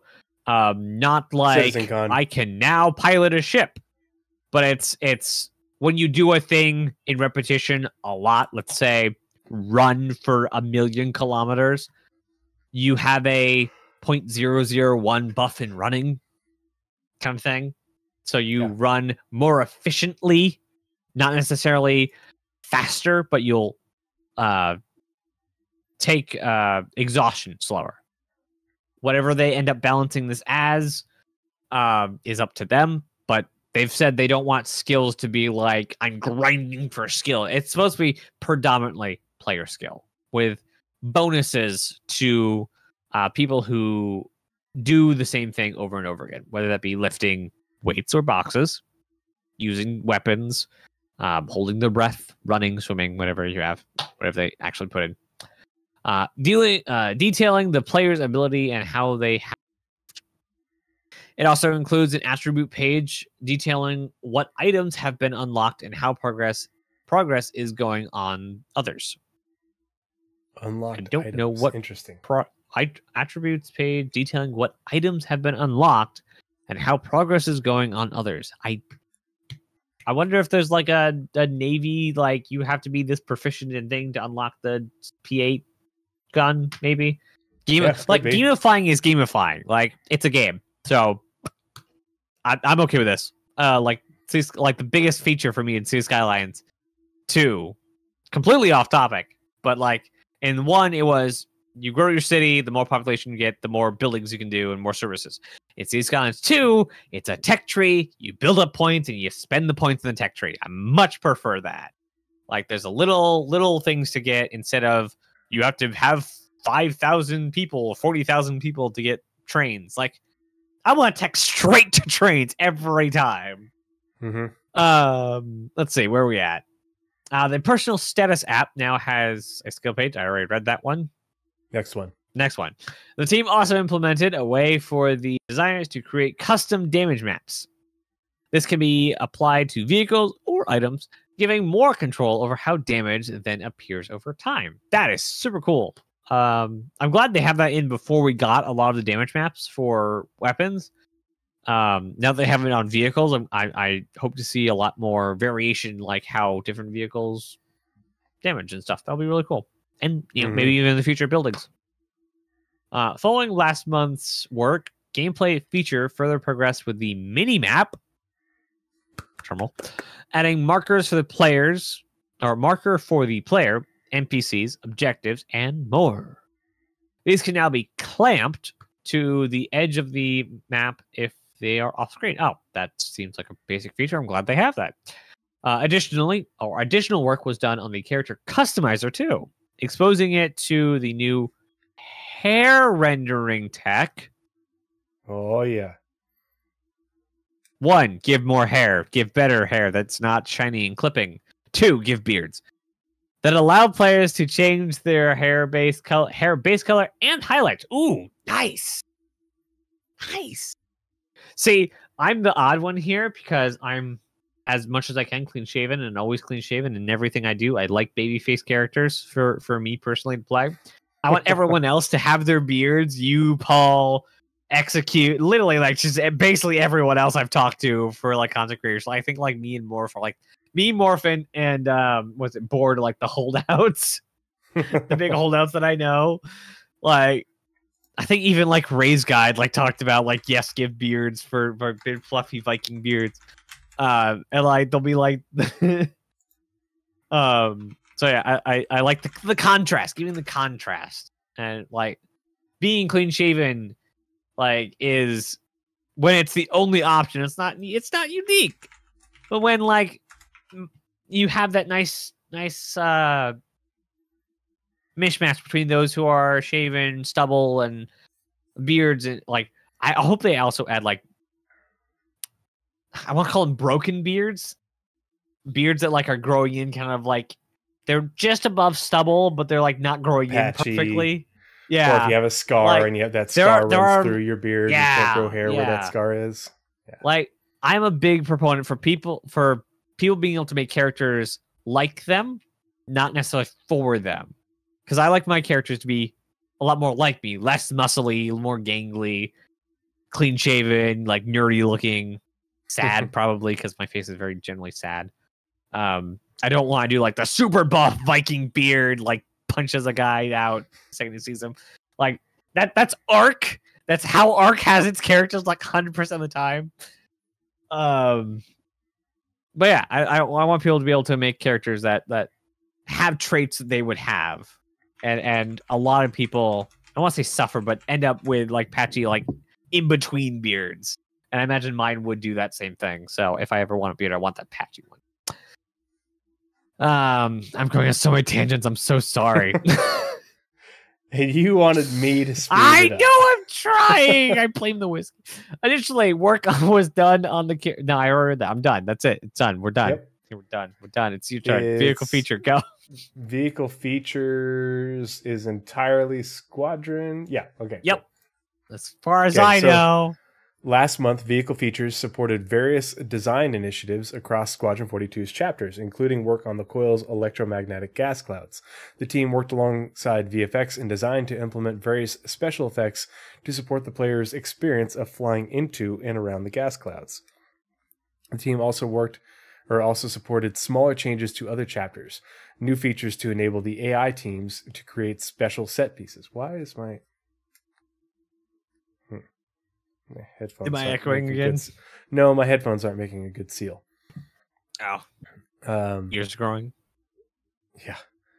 Let's see. New features to enable the AI teams to create special set pieces and ways for track view to control vehicles better.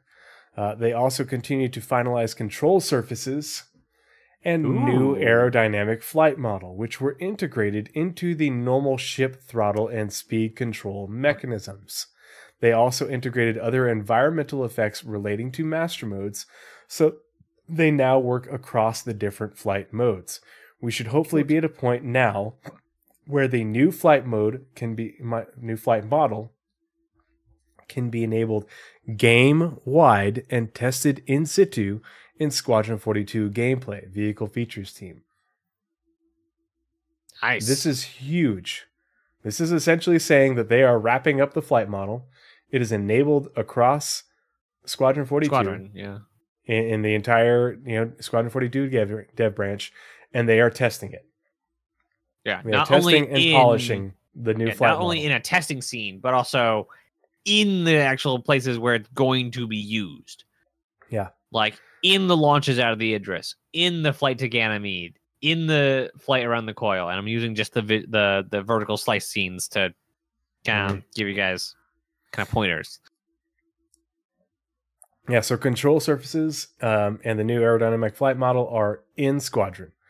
They've integrated it with the ship throttle and speed control mechanisms. Yeah, they've got other things related to master modes. So the whole new flight model is in Squadron. It's enabled. They're testing it. Yeah. This is what you do when you're getting into beta.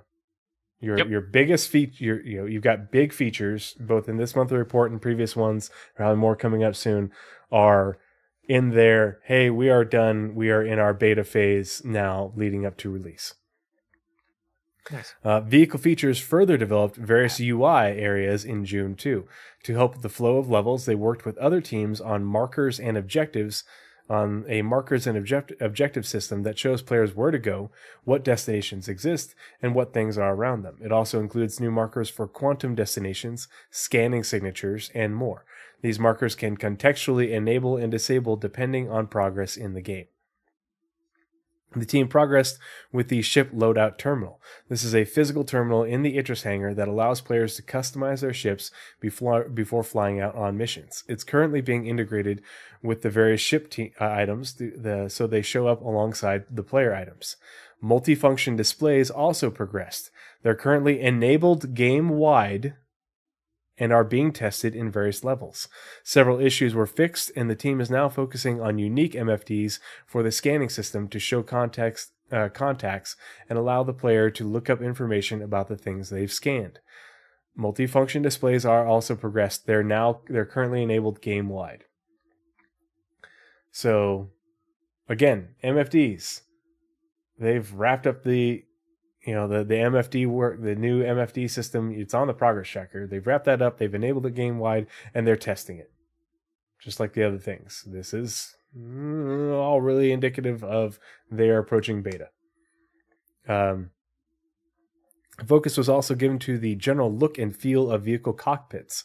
For example, the team added new camera shakes when using the afterburner, stalling when flying with aerodynamics. Stalling. If you go too slow, you will stall and just nose over. And other smaller camera movements to improve the overall feel of piloting a ship. Lastly, vehicle features worked on the boat physics model. The core physics model works well, though improvements and tweaks were made to improve the experience as other features were completed. Yeah, screwed as a Reclaimer pilot. But the Reclaimer, like the Valkyrie and the other ships with dynamic VTOLs, is going to benefit from the tech that they're building for the Santok Yai. So instead of having to just go straight up, you'll be able to go up and then gradually rotate your VTOLs and build up more forward speed, as you're trying to nose up your ship and then climb out of atmosphere. And those things will, as you are providing inputs, the VTOLs will move in order to respond to those inputs based off of the intelligent flight system. And so that is it for up or back. Up or back. Yeah. They'll be able to go forward as well. And if you look at the Terrapin, the Terrapin is also designed to have lateral movement, so they can swing out and work as lateral thrusters for maneuvering side to side. I hope with this we get some ships like the Cutlass and the Terrapin back some of that hover mode magic. Yep. Because the hover mode has that kind of like all your thrusters are articulating to kind of stabilize you. You're able to like move around in that very helicopter way. And the Terrapin and in some way the Cutlass have those kind of stabilizing thrusters that they can move around, or larger thrusters because they articulate, that are able to give you that sort of control over your environment or the ship in the environment. And like it's really powerful if you know how to use it. My bear has lost an eye. I have some dogs to blame for that. Oh dear. Back to you for we are on gift. That was your gameplay features. PU. All right. Gameplay one note. I don't have time for you right now. Following the release of Alpha 3.19.1, the gameplay feature team began focusing on upcoming patches. This included work on the vehicle tractor beams, with relevant vehicles being set up to support the feature. For example, the upcoming Argo SRV was tested internally and towed its first few ships. The resource networks also progressed well, with the team pleased with its current state. They then moved into supporting resource network relevant features, including engineering and life support.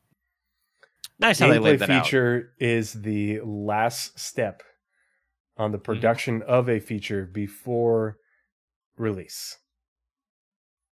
So you have, tech, you have art, you have all those people that come before, and then finally things go to the gameplay feature teams. You have you have the Squadron 42 gameplay feature team, but then you also have the US, I think, and the EU gameplay feature team. Do we have two?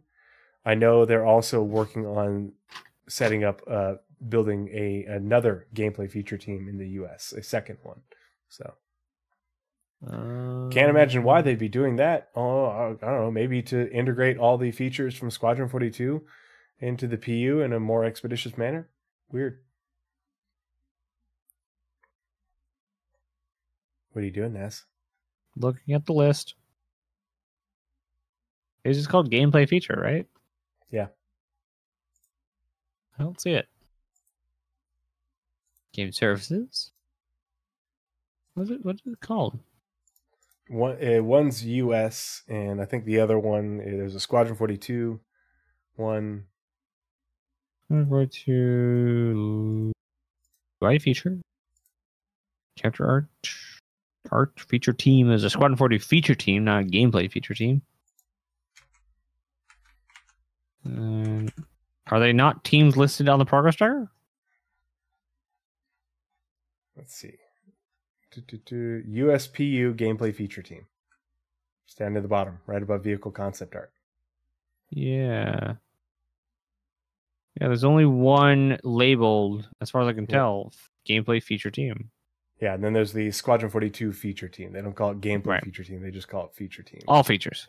Yeah, it's basically all the features just in engineers. Just lab engineers. Yee. Yeah, I know they're building another team, kind of like they're adding another. They added the vehicle content Montreal. They're adding another gameplay feature team. I wanted to say it was in the US when I saw the announcement. I don't remember. Did you finish gameplay features? Yep, all done. Back to you for feature missions. Mission features. So the mission feature team has been going gangbusters. They're the ones we've been seeing on ISC SCL. What did they also recently take authority over? The reputation system. Reputation system. Yeah. So last month, gosh darn my brain. Mission givers were moved over to narrative, and they got reputation.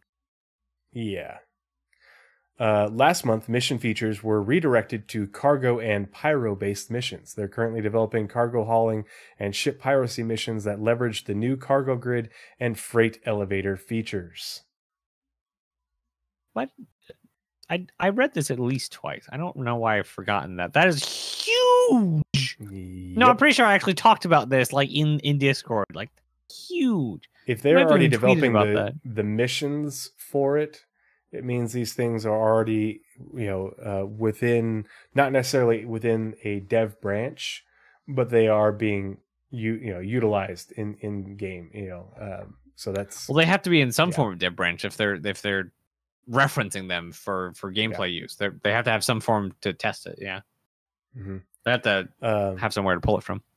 The development of a new cargo and escort-focused dynamic event began. Blockade Runner will replace Ninetales Lockdown, keeping its strengths and removing its weaknesses by using new features and proven designs. I am excited for that. Work was completed on the ship cover-up mission suite. This entails scraping the hull off a criminal ship to make it unidentifiable to the approaching security forces. Okay, this is... I don't know. Not a fan. The team. A was lot of also people aren't a tasked with, fan of that, and it's yeah. Did they not check with narrative for that? It's just because we have VIN numbers, we have digital trackers. It's ships not with black about the boxes paint and stuff. Yeah, the yeah, paint, really. like I don't understand this. I don't want to call out the guy who gets on ISC and like says he has all the ideas for all how the game's supposed to work and he's in gameplay feature, not anything special, but like this sounds very arrogant. This sounds like a very arrogant mission type that, oh, this is how you cover up a mission, kind of like, to me it reads very arrogantly because this is not how the game works. And again, this probably sounds very arrogant coming from me because I'm not the developer of the game. But this isn't how the game works. Like, we have VIN numbers. They've talked about specifically gameplay around hiding your VIN or spoofing it to get through checkpoints and things. Scraping the paint is only a cursory glance, but if people are called to a position... If police are called to a position, they're not going to look, no, that's not a white sedan. We got the wrong car. They're going to open the door and check the VIN number. Like, or you're going to use their especially if powerful you're ship standing there with a scanner. reclaimer. Yeah, they're going to use their powerful ship scanner to be like, this is the ship we're looking for. Yeah, like, I don't know. Oh, no, it's like even in Need for Speed, like they had like, oh, you changed your paint. But if they saw you change your paint, like, he changed his color. We'll see him. He's over there. Yeah. The team was also tasked with turning the new player experience into a modular mission that can be run in any location with the correct setup. Gee, I can't imagine why they'd be doing this. It's almost like they're doing this alongside all the branding people who are working on the signage for the other locations in Stanton. So that way they can just drag and drop this onto New Babbage, onto Orison, onto Hurston, or Lorville. So yeah, and then other starting locations after that. Not every landing zone is going to be a starting location, just so people know. For combat missions, most quantum travel capable ships were added to the pool that missions can spawn from. However, some that don't make narrative sense weren't added. For example, criminals won't use the Drake Cutlass Blue. As part of this work, the game's ships were divided into difficulty bands derived from data mentioned in last month's report, which was gathered from pitting every ship against each other 1,000 times. A technical design document was completed for the system that governs player reputations with in-game orgs, such as Crusader Industries or Ninetales. This relates to things players can do outside of missions, such as killing rival NPCs. So they're working on a technical design document. Obviously, there's going to be a whole lot of work to do on reputation. That said, the reputation system is in. The base functionality is in. They just have to expand upon it. The biggest portion of the work is building the base function of the system, and then adding more things onto it isn't the lion's share of the work. Gameplay. Let's see. Gameplay features also made improvements to the Defend Korea mission, including splitting trespasser tracking between the station's interior and exterior to help players better understand where to search. That's nice. You get an alert and you know they're outside or they're inside. We are also prototyping a means to take the turrets temporarily offline and do a momentary ping on intruders, which may or may not be used. Mission features team. Work continued on the data heist, retrieve consignment, and ship escort missions alongside the ship trespass feature. Finally, mission features worked with actor features to get the ledge grab feature enabled in the PU, seeing it through the QA and go-no-go processes. Again, Squadron 42 stuff getting implemented. This feature allows players to grab onto ledges while in midair, significantly improving climbing and allowing players to reach ship entrances that were previously out of reach. Thank goodness. Had that problem today while we're doing our relic expedition. Oof. Yeah. They also made a pass on the prison escape mission alongside the USPU team to ensure the new feature could be used to its fullest. Awesome. Nice. They changed the exit again. Yeah. Which I'm good. Like a yearly pass in the how to escape prison, I think is pretty good. Mm-hmm.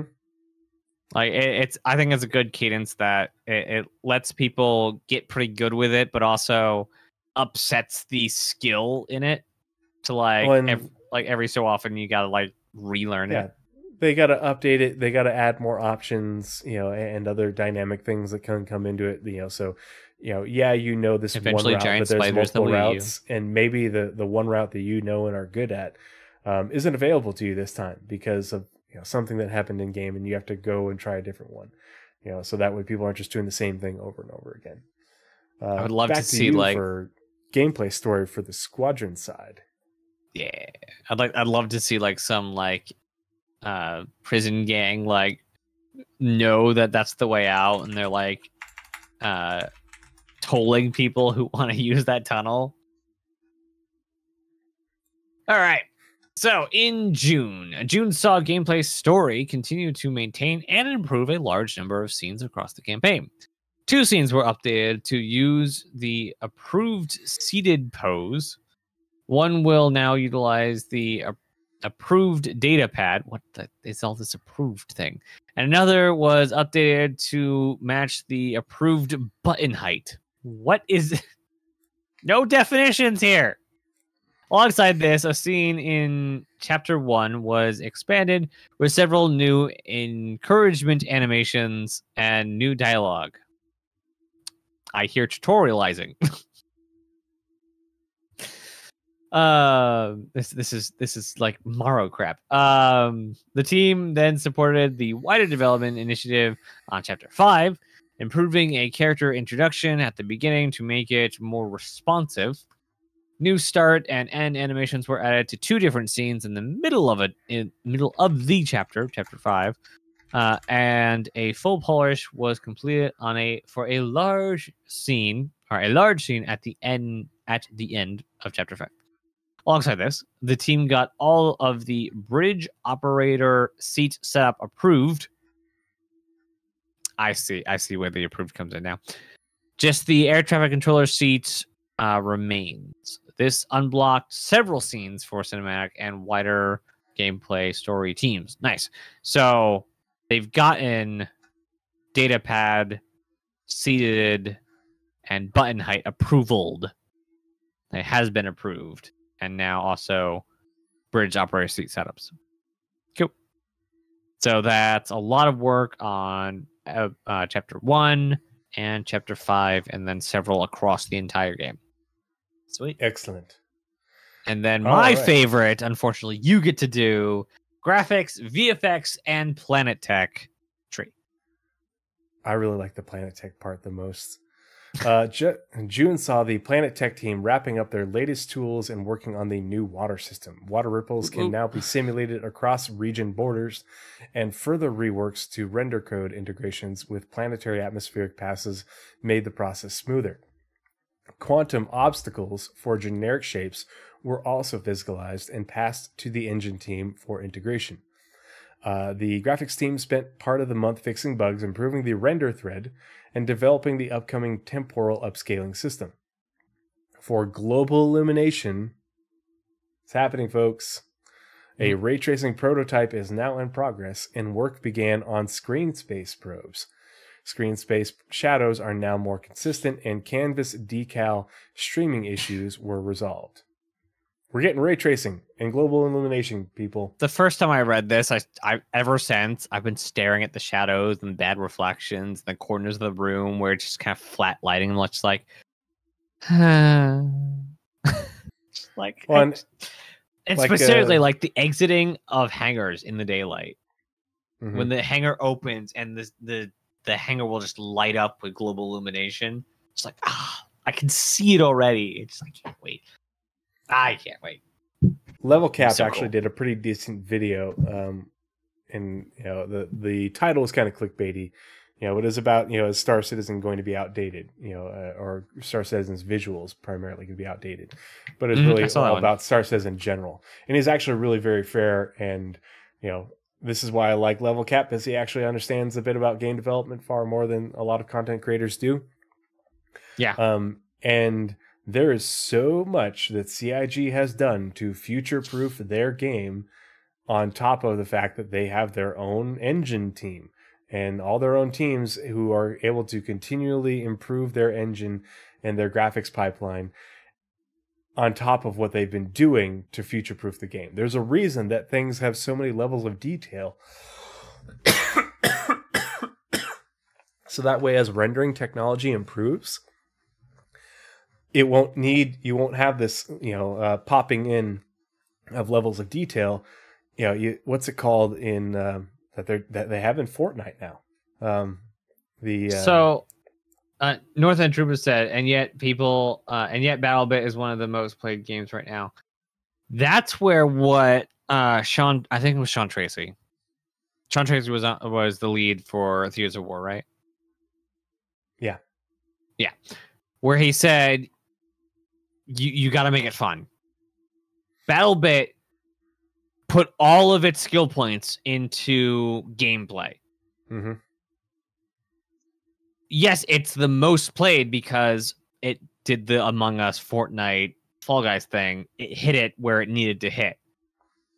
Give it 6 months, see what the player base. I'm sure it'll still have a higher player base because it, as far as I've heard, perfect gameplay. It is just perfect gameplay for what it needs to be. But stuff like, Star Citizen, Arma, Space Engineers, Skyrim have a different thing they're going for. They also want specific visuals to accompany that gameplay, not Roblox visuals with their military shooter. Like Arma very heavily leans on its gritty kind of flat graphics, and sometimes they have to kind of wane on their graphics to get decent performance because they're engines. But it's fine. But they want a much harder kind of visuals than Roblox. Mm-hmm. And I'm sorry, it's just Unturned or Roblox. It looks very Unturned, if you guys know that, but that's a smaller type game, and a lot more people know Roblox. Anyway, and Star Citizen is very graphics heavy because they want to be, not because they need to be. Well, and a lot of games take those shortcuts in that they only create things with very limited levels of detail. Because if your designers have to make multiple levels of detail, that's a lot of extra work. A lot of time and effort goes into that in order to have that level of visual fidelity, especially at different ranges. Well, by doing so, it also helps to future-proof your game as your engine team and your graphics team are able to continually improve your engine and your graphics renderer with things like what Unreal 5 is doing. People think, you have to convert over to Unreal 5 to have visuals like that. No. If you own your own engine, you can build the tech that does that. That's why CIG owns their own engine and has their own people. They're not, it isn't licensed by somebody else, because that's the issue. If you are leasing Unreal 5, you don't get to own the engine. You don't get to do what you want with it. You have to ask them for support to do what you want. Mm-hmm. And guess who else is asking them for support? Everyone else who's using the engine. So you're very limited by what the engine can do out of the box until the people who develop the engine can do the things that you want or need for you. And so a lot of companies will just do what the engine can do and not go any farther from that. You know. Yeah, and it goes back to one of Chris's Nanite, like pride and joy Nanite about technology. Star Citizen. Like they don't have a publisher. Most games need to get, they have a release date. They have a finite amount of dev time. Star Citizen, as it stands now, has a theoretical infinite amount of dev time that they can put on a project. I say theoretical because so far the bank has only gone up. The time people are being patient. People are waiting to see what they have, and they're getting stuff out at a cadence that keeps most people happy most of the time, so that they have as much dev time as they need to spend on these different niche things to have this gameplay quality and visual quality. A lot of games don't have that luxury. Just a year ago, people were critiquing CIG, because they're like saying that, hey, your engine doesn't even have ray tracing or global illumination. Yep. Here we are. And people are like, oh, well, you guys don't have nanite like Unreal 5. What do you want to build? They're going to develop their own level, type of nanite, but they won't do it until after Vulkan, Gen 12 is finished and Vulkan is all the way in. Yeah, and I would encourage you guys, if you guys are interested in like engine development, go look up some videos about devs, actual game developers talking about Unreal Engine 5. They talk about it in a future tense. It's much more advantageous for a company to pick up a well-worn engine than a new shiny bells and whistles engine. Because that well-worn engine, everyone knows where the pain points are. And when you have the infinite dev time that CIG has, they can say, we can rip that out and replace it with our own stuff. So they have this well-worn engine that they basically just bought Crytek's engine team from to rebuild the parts they need rebuilt. If they were to move to Unreal Engine 5, it's largely unknown as far as where the pain points are. They're adding giant features quarterly almost sometimes. Like they just had 6 months ago or something, this giant procedural tech added. No company has that ready to go into production. The only reason Fortnite has all these new bells and whistles is because it's Epic's engine and Epic's game. They knew this was coming down the pike a while. But as far as like being in a production level game, it's going to start slow and it's going to start simple. And it will build with having CryEngine as the base. CryEngine 2, I believe it was, as the base for Star Citizen. They knew what they were dealing with. It's not, we need to research this, we need to figure it out. They knew. They already knew. And it's the catch-22 about game engines and buying game engines in the industry. You either get something that has most of the bells and whistles you need, and you'll have to figure out where you have to compromise later, or you get one that you can replace the stuff that you already know you need to replace. And that's why, like, Space Engineer said, we're going to build our own instead, because nothing was adequate. And Star Citizen said, we're going to use CryEngine 2, and then we're going to move to the Lumberyard, and then we're going to just replace everything we need to replace. Where Fortnite said, we're going to use Unreal Engine 4, and then we'll upgrade to 5. Or, trying to think of a famous Unity game, but famous Unity games. Trove, not Trove. What's it called? That's what's with the little fox RPG? What was it called? I don't remember. The little fox RPG. That was Unity.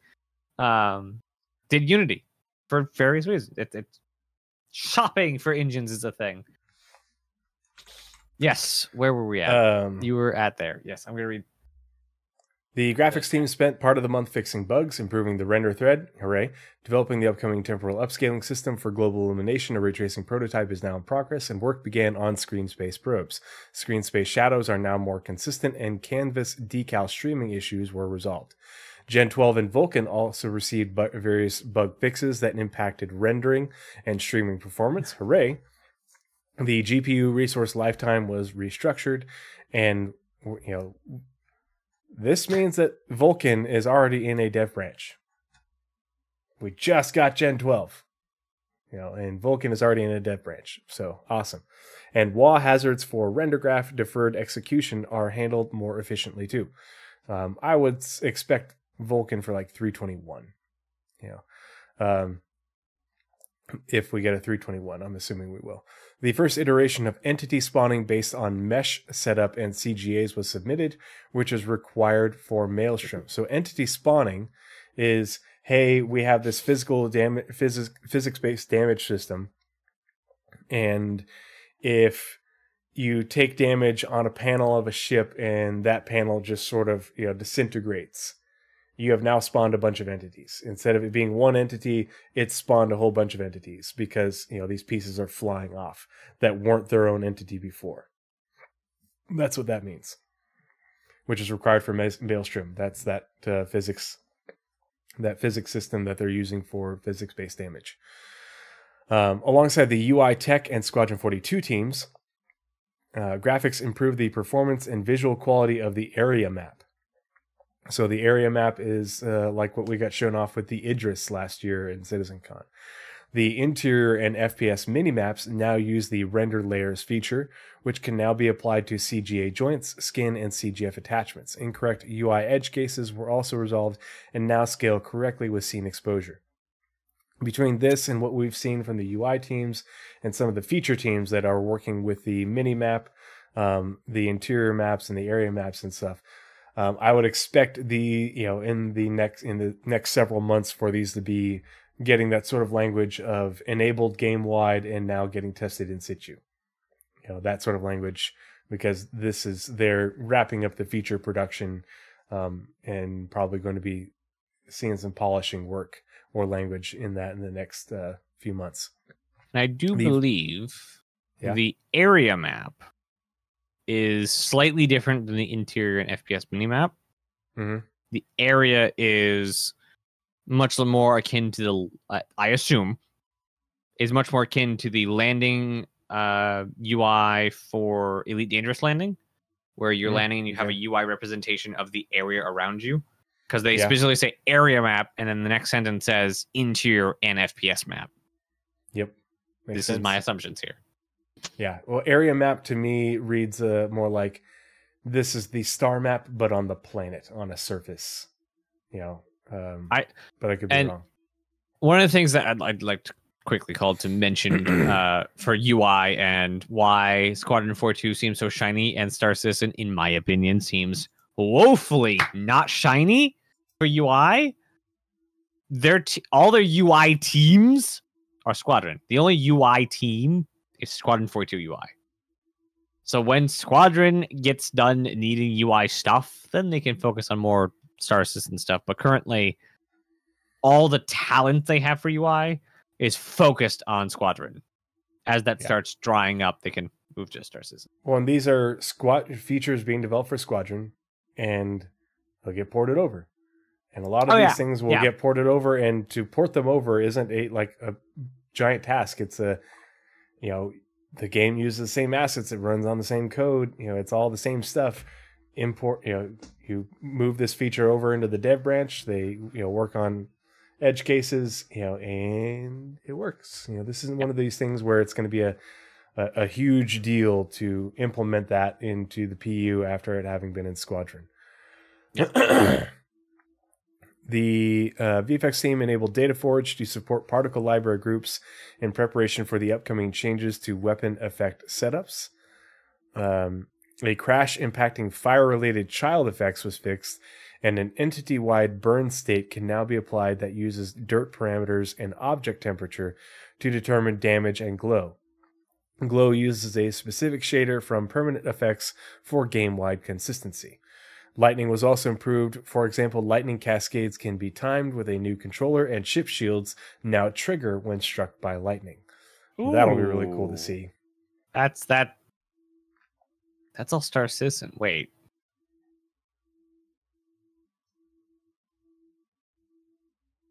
That reads directly from the coil. But anyway, I really like the whole crash related fire. Yeah, crash impact related fire effects. I want to be able to see fire effects when you hit ships together. Absolutely. Can't wait. All right. In-game branding. Yep, on PU. Yeah. Yep, Montreal. Last month, branding worked closely with the EU locations too on navigation signatures for New Babbage and began building. What? Navigational signage. Oh, sorry, navigational signage for New Babbage and began building various artwork assets for an upcoming event. Dun dun dun. They also progressed with artwork for Pyro, including the final touch-ups on navigational signage for Ruin Station. The brand team began work on the underground facilities too, which also is that 2 again, which involved creating different mock-ups of these several commercial lobbies. Oh, neat. I hope they have more than just right here. Yeah, I hope they have more than just that geometry, because I'm hoping they have more. Wow, with the first package, I imagine we might just get only one, but I imagine, or I hope that they will get quick succession to more lobbies than just the one. Mm-hmm. Let's see, not location. Yeah, in-game branding is a downstream, right? I don't think they have their own team yet on the progress tracker. Interactables for Star Citizen. Throughout June, the Interactables team explored new ideas for props that haven't been seen in the verse before. They also created new flair for subscribers. More props. Can't wait till more of these things are interactable. Interactability. Back to you for level design, Squadron 42. In-game branding is not there. Okay. All right. Level design. One of my favorites. June saw level design make another significant push on Chapter 5's Schumann Archon content. Interesting. This is the team's largest walk and talk level, featuring 2 NPC guides and numerous background scenes and NPCs. It's a level design quote. It's a huge challenge to implement and another maintaining it, but we're very pleased with where we are at with it now. Level design team. That was very broken. I'm sorry. They also continue to focus on Stanton and Krugeri. Interstitial. I hate this word. Interstitial scenes. For example, they made a full pass on an emergency medical triage area in Krugeri's hangar. Did you read this before talking about the thing earlier when they were talking about Vega and triage? Yeah, neat. Very nice. Very polishy sounding too.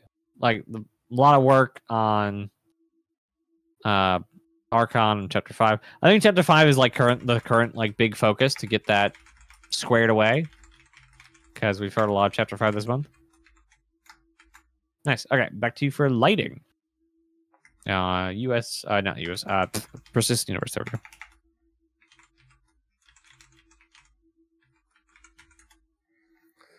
go. Let's see. Lighting on the PU side. Okay. Pardon me. The lighting team continued to work on outposts for the Pyro system, helping to sell the wilderness feel. They also worked on several other initiatives for Pyro alongside the locations team. Back to you for Live Tools Montreal. Moot. In Montreal, the Live Tools team entered the analytics phase of the usability research done last month. When complete, the team will establish an action plan that will determine their next priorities in improving the usability of the Hex Networks Operations Center. Quote from the Live Tools team. This month also marked a great milestone with the team shipping one of the key features that will provide more support to persistent entity streaming technology. This new versatile tool will allow the user to have an overview of the different entities in the game. The Live Tools team. Neat. I wonder if that's on the unofficial roadmap, if that's something we've heard about before. All right. And then one of our favorite topics, locations. Back to you with Locations EU. Last month, the EU pardon me, we're getting to that time.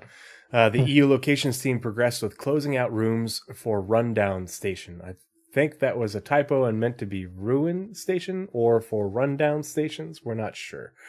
The station has had some great TLC, and we hope players will enjoy exploring these new areas.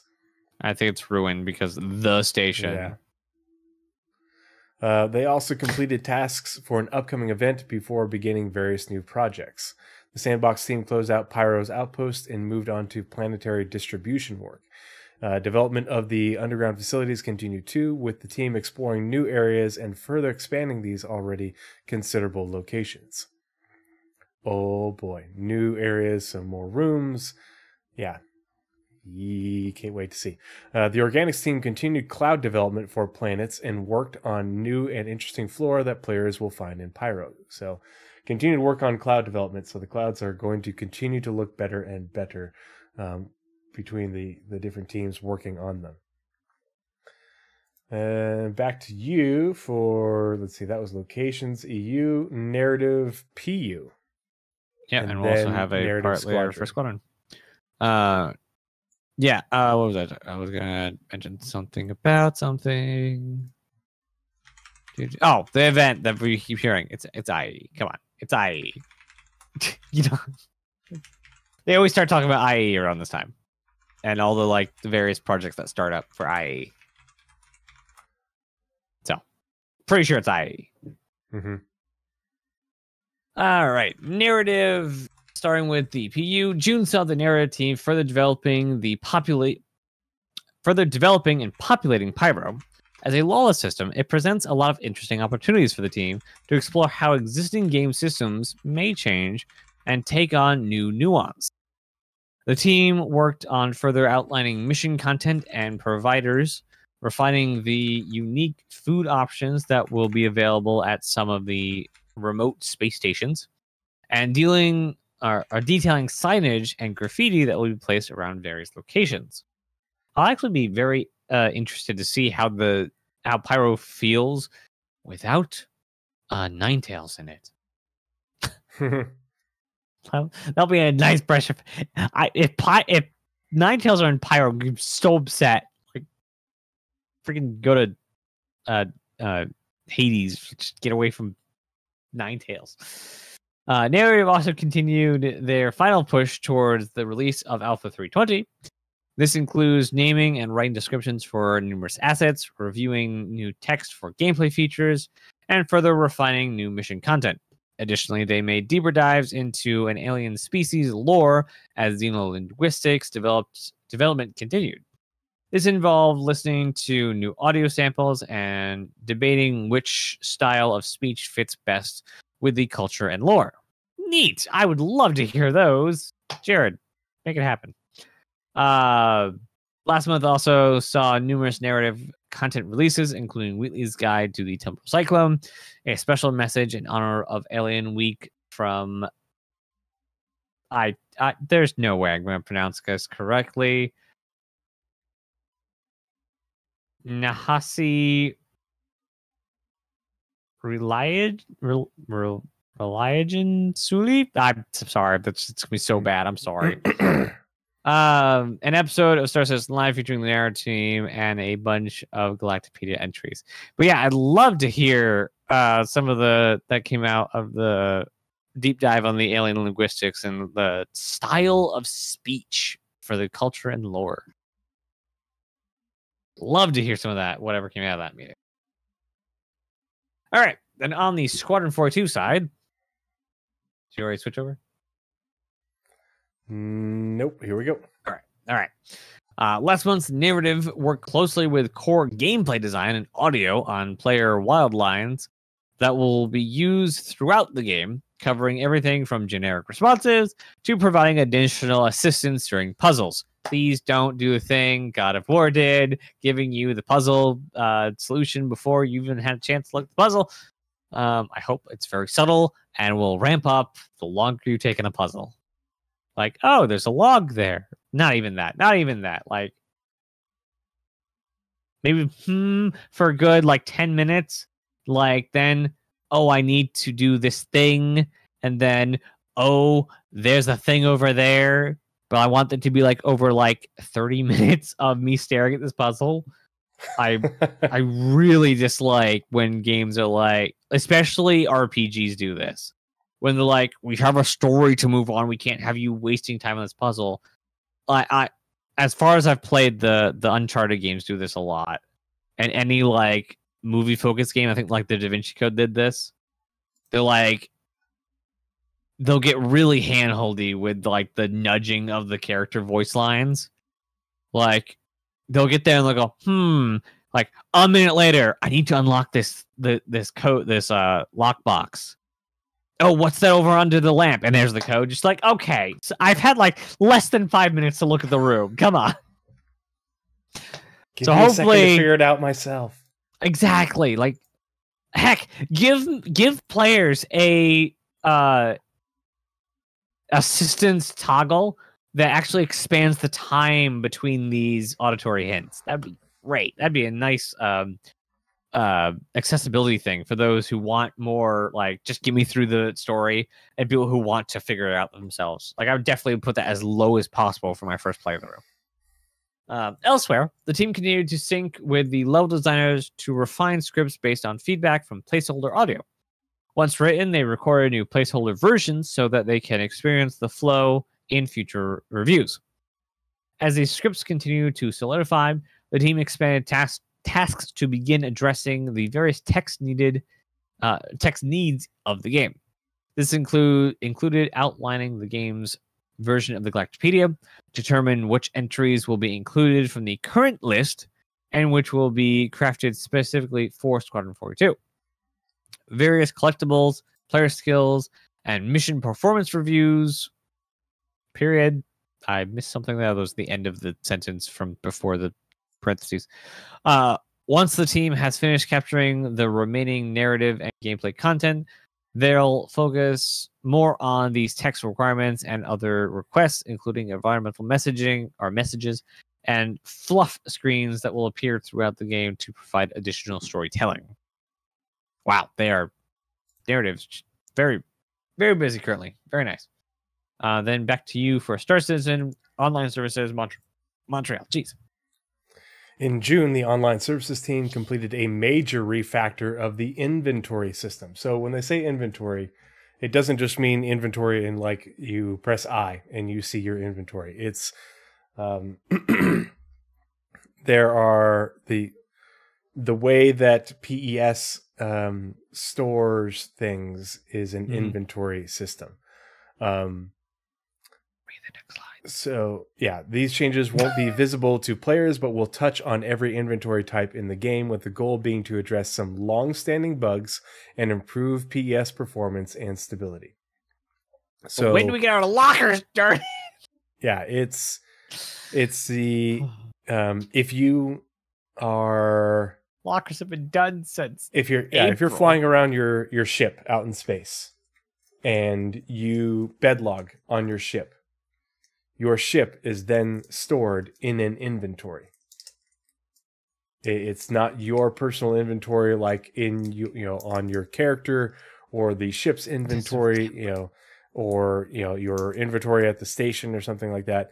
It is a inventory on a database, and these things are nested. So they had an inventory system before PES, and they built PES, and they sort of shoehorned the existing inventory system into PES to make it work. And then once they got PES in, they're like, okay, we need to refactor this existing inventory system to better work with PES. And that's what we're getting. So again, this is probably the fourth thing that we've seen between the engine and the entity systems that is going to allow for, if they've completed this major refactor, they're probably going to be integrating it into the dev branch for 321. Maybe 320. This was June. So know. If it's already in, it could already be in. We don't know, but there's it's just a whole lot of work that's going to go into performance on the engine side, but performance also on the server side with PES in the back end. That's going to improve our quality of life and the game's functionality over the rest of the year. This next patch and then whatever comes next. The team also worked on server and engine side integration for the return of private lobbies in Arena Commander Woot. Lastly, online services fixed various bugs related to long-term persistence and login issues. So all these things that we have been dealing with over the 318 and 319 code branch, they are working on that with online services. So hopefully we're going to get a lot of these, continue to get these fixes added to the game as we go forward. It just, this is everybody we all complained about, I mean, not me because I wasn't there, but we all complained about the 318 branch and how many issues were with it. Well, they've learned from those and they are integrating, fixes and improvements to those systems. And this is just like all the other, the branches of the game that have come before. They integrate a new big piece of tech. It breaks a lot of things. They learn how those things broke and they fix them, and then they integrate those fixes and it gets more stable. And, game is going to get more stable, and then server meshing. And then we're going to have a lot of issues again, and they're going to improve server meshing, and it's going to get better. And, this is the roller coaster, but it's always up with a dip back down and then up and dip back down. It's stairs. Yep. Pardon me. And I do believe that, unfortunately, private lobbies are not coming in 320, but hopefully it's 321. Because that is a major thing for orgs, and we are even Nova Forge is at a point where they'd be a real big help, especially for private testing master modes, and for your hot dropship practice. Yes. Go down to planet surface fast without go splat. Back to you for R&D, research and development, which is a fairly recent addition to Star Citizen, the Cloud Imperium. These three, the online services, research and development, and systemic tools are like giant juggernauts down here at the bottom. Just amazing. A whole lot being said in very little words. Yes. In June, work on atmospheric and volumetric cloud rendering continued. Glad to hear it, because there's it way improved in 318 and 19, but there are some cases just at the fringes when you have a light background which still pixelated. Really good though. I can't wait to see and also we have I don't know when they added the cloud shading onto the ground, but that's in and it looks amazing. Yeah, it was looking really great when we were flying around Microtech today, and just a few little edge cases here and here, with certain instances regarding lighting that you notice a little bit of pixelation. But other than that, compared to last year, it's night and day different. And now they just need to continue to improve on that, but also, reduce noise. But they also the performance improvements I think are going to continue to come with optimizing clouds, but more importantly, Gen 12 and Vulkan. Yeah, I bet they're looking at eventually finding some way to better animate the clouds. Because so far, we've seen the growth of the cloud system, and it's basically a texture. And I know they can use the alpha channels to fade in and out the clouds, but I imagine eventually they'll want because this is CIG, a storm system that can have them move across the planet and then coalesce into a bigger storm system and swirl around. Dynamic Swirling weather, is a big sci-fi thing for clouds, especially in gas giants where you have the big swirling storms and things. So yeah, I look forward to just seeing volumetric clouds grow up. It's great. Transmittance.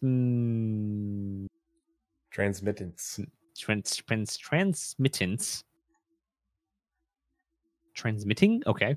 Transmittance profiling.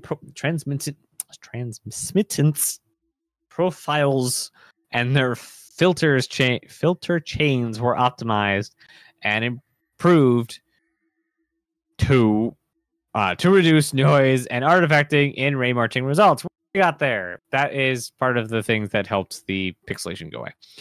Further research went into the temporal upscaling temporal upscaling is a big new kind of piece of technology in the industry. Of those resulting to produce a stable and detailed full resolution frame that can be composited into a scene. Yeah, that I had it. I just couldn't say it. Composited. There we go. Into a scene. Temporal upscaling is some of the stuff that like NVIDIA is doing in the like DLSS 3, where they're taking the frame 2 frames ahead and 1 frame ahead and tracking where the motion is so that they can get the difference, so they can properly denoise and upscale without losing the motion of the scene. Cool. I don't know if this is part of them looking into DLSS or them doing their own thing, because they don't say DLSS. So, sweet. Then back over to you for Systemic Services and Tools. The Systemic Services and Tools team began planning the required services refactor in support of server meshing. They also began... So, this is the same thing that happened for PES. They had to refactor certain services in order to get them to work with PES. Well, they're having to refactor services that are already in the game in order to get them to work with server meshing. We don't know the extent of that refactor. You know, it could be small updates, could be little updates, because they've been building these services with server meshing in mind for a long time. Whereas with PES, this was a entirely a new system, an evolution of the database system they had before. Required a lot more refactoring in order to get it working. So they also began code cleanup and working through tech debt for the diffusion architecture and general instance manager. Additionally, the team supported USPU with bug fixes and integrations toward the MISC Hull C and cargo feature release. Oh boy. So if anyone wanted a confirmation, for reference, Systemic Services and Tools are the people that work on the economy and quantum. That's their baby. So so this is definitely confirmation that they're doing something. Yeah, they're doing something with cargo, the economy for the whole sea. Yeah, like I'm very confident that they're touching something. Between Jake's comment and this being under Systemic Tools, they're gonna do something. They're not gonna say no. We're gonna tweak scrap and have you run scrap because whole sea big. 4,608 SCU. Ooh. Yeah, we just we just don't know what those changes are yet. Soon and how extensive or not extensive they're going to be. Yep. Back to you, Naz, for tech art animation. All right. Side, Star Citizen. Yep. June saw tech animation integrate their long-awaited changes to the DNA system. We talked about this a month or 2 ago. This enables new head assets to provide a pipeline that will open new ways to author and customize new game content. So changes to the DNA system is basically how their heads work, and the DNA system is basically the entire skinning of character system. So Mark Hamill has his own DNA profile for his character. They could technically use that code to integrate into the Star Citizen version, but he's kind of a specific character and they don't want to do that. Probably also get sued for it because likenesses and copyright and all that. So anyway, but they can also use it for generic heads like we have in the Persistent Universe. It's a very robust system, and adding to it adds a lot. So adding a option to a list of options exponentially makes the list grow. The team also began new initiatives for further head art. This includes updating the Maya pipeline codebase from Python 2.7 to 3.7. Nice whole version upgrade. And thoroughly testing it. This was released to the user base in June, with the team currently working through the final bugs. Neat. Sweet. And then you get the final one, VFX, starting off in Star Citizen and then ending in Squadron. The VFX team increased support for several locations across Pyro, including ruined stations interior and exterior, and various derelict settlements and outposts. Due to the modular nature of these locations, time was taken to ensure the artists understood which file level to add effects to. For example, for a food stall, they need to add hot steam effects directly to the stall asset rather than its location. The team also supported several new platforms on Orison, including falling and rustling leaves, water fountains, and more. Several ships progressed throughout June 2. And then on the Squadron side, aside from the usual support for locations and cinematic sequences, VFX investigated shader requirements for fire propagation. Code-wise, the fire propagation system has been in progress for a while, but has now reached the point where the VFX artists can work with environment art to decide how various locations should look when burning and burned out. Improvements and optimizations were also made for various lighting effects. And that is it for the combined Star Citizen and Squadron 42 monthly reports. We're only like a month late. It's literally a week until it was a month late. Yeah. I guess, yeah, technically 2 weeks because we'll get the next one. We're not going to get it on the 2nd, are we? It's always the first Wednesday. Oh, God, So, that's the 2nd. That's literally a week and 4 days from now. Yep, a week and a half from now. Yeah. Dang. Oh boy! Well, it is 1:17. I have to wrap up quickly. Yep, ready for me to go to bed too, because I'm sure my son will be up bright and early to start the day tomorrow. Bike ride. I told him we're going to go on a bike ride. We'll go to the park, and so that's what he's going to want. Hey, we did it in 3 hours. That's about our average. It's good. Yeah, big juicy reports too. Lots of things to tangent on. Just want to say thank you to everybody for coming and hanging out with us and being a part of the conversation this evening. As always, we appreciate you guys. I appreciate you suffering through the ads in order to support stackup.org.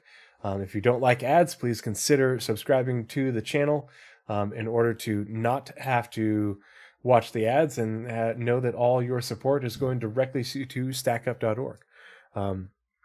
Hopefully, we'll have another Pathfinders podcast episode next week. We're going to get caught up on the Roadmap Roundups, and we might just do a Q&A after that on a few things. Nice chill one. Just because we'll have 2 Roadmap Roundups, and hopefully we'll have a good amount of Progress Tracker updates with this next update. Hopefully. On Wednesday. Yeah. So we'll keep you posted. Naz and I will work out our schedules, and then I will make a post. I'll make an event in my Discord, and I will also tweet about it on Twitter. And I'm sure you'll see us talking about it in Discord. So yeah, thanks again, everybody. And Nazeris, take us away, bud. All right. Thank you again, for everyone for coming. Before we go, raid suggestion. We need a raid suggestion. Who do you guys want to raid? The only person I follow is Verity, who's playing right now.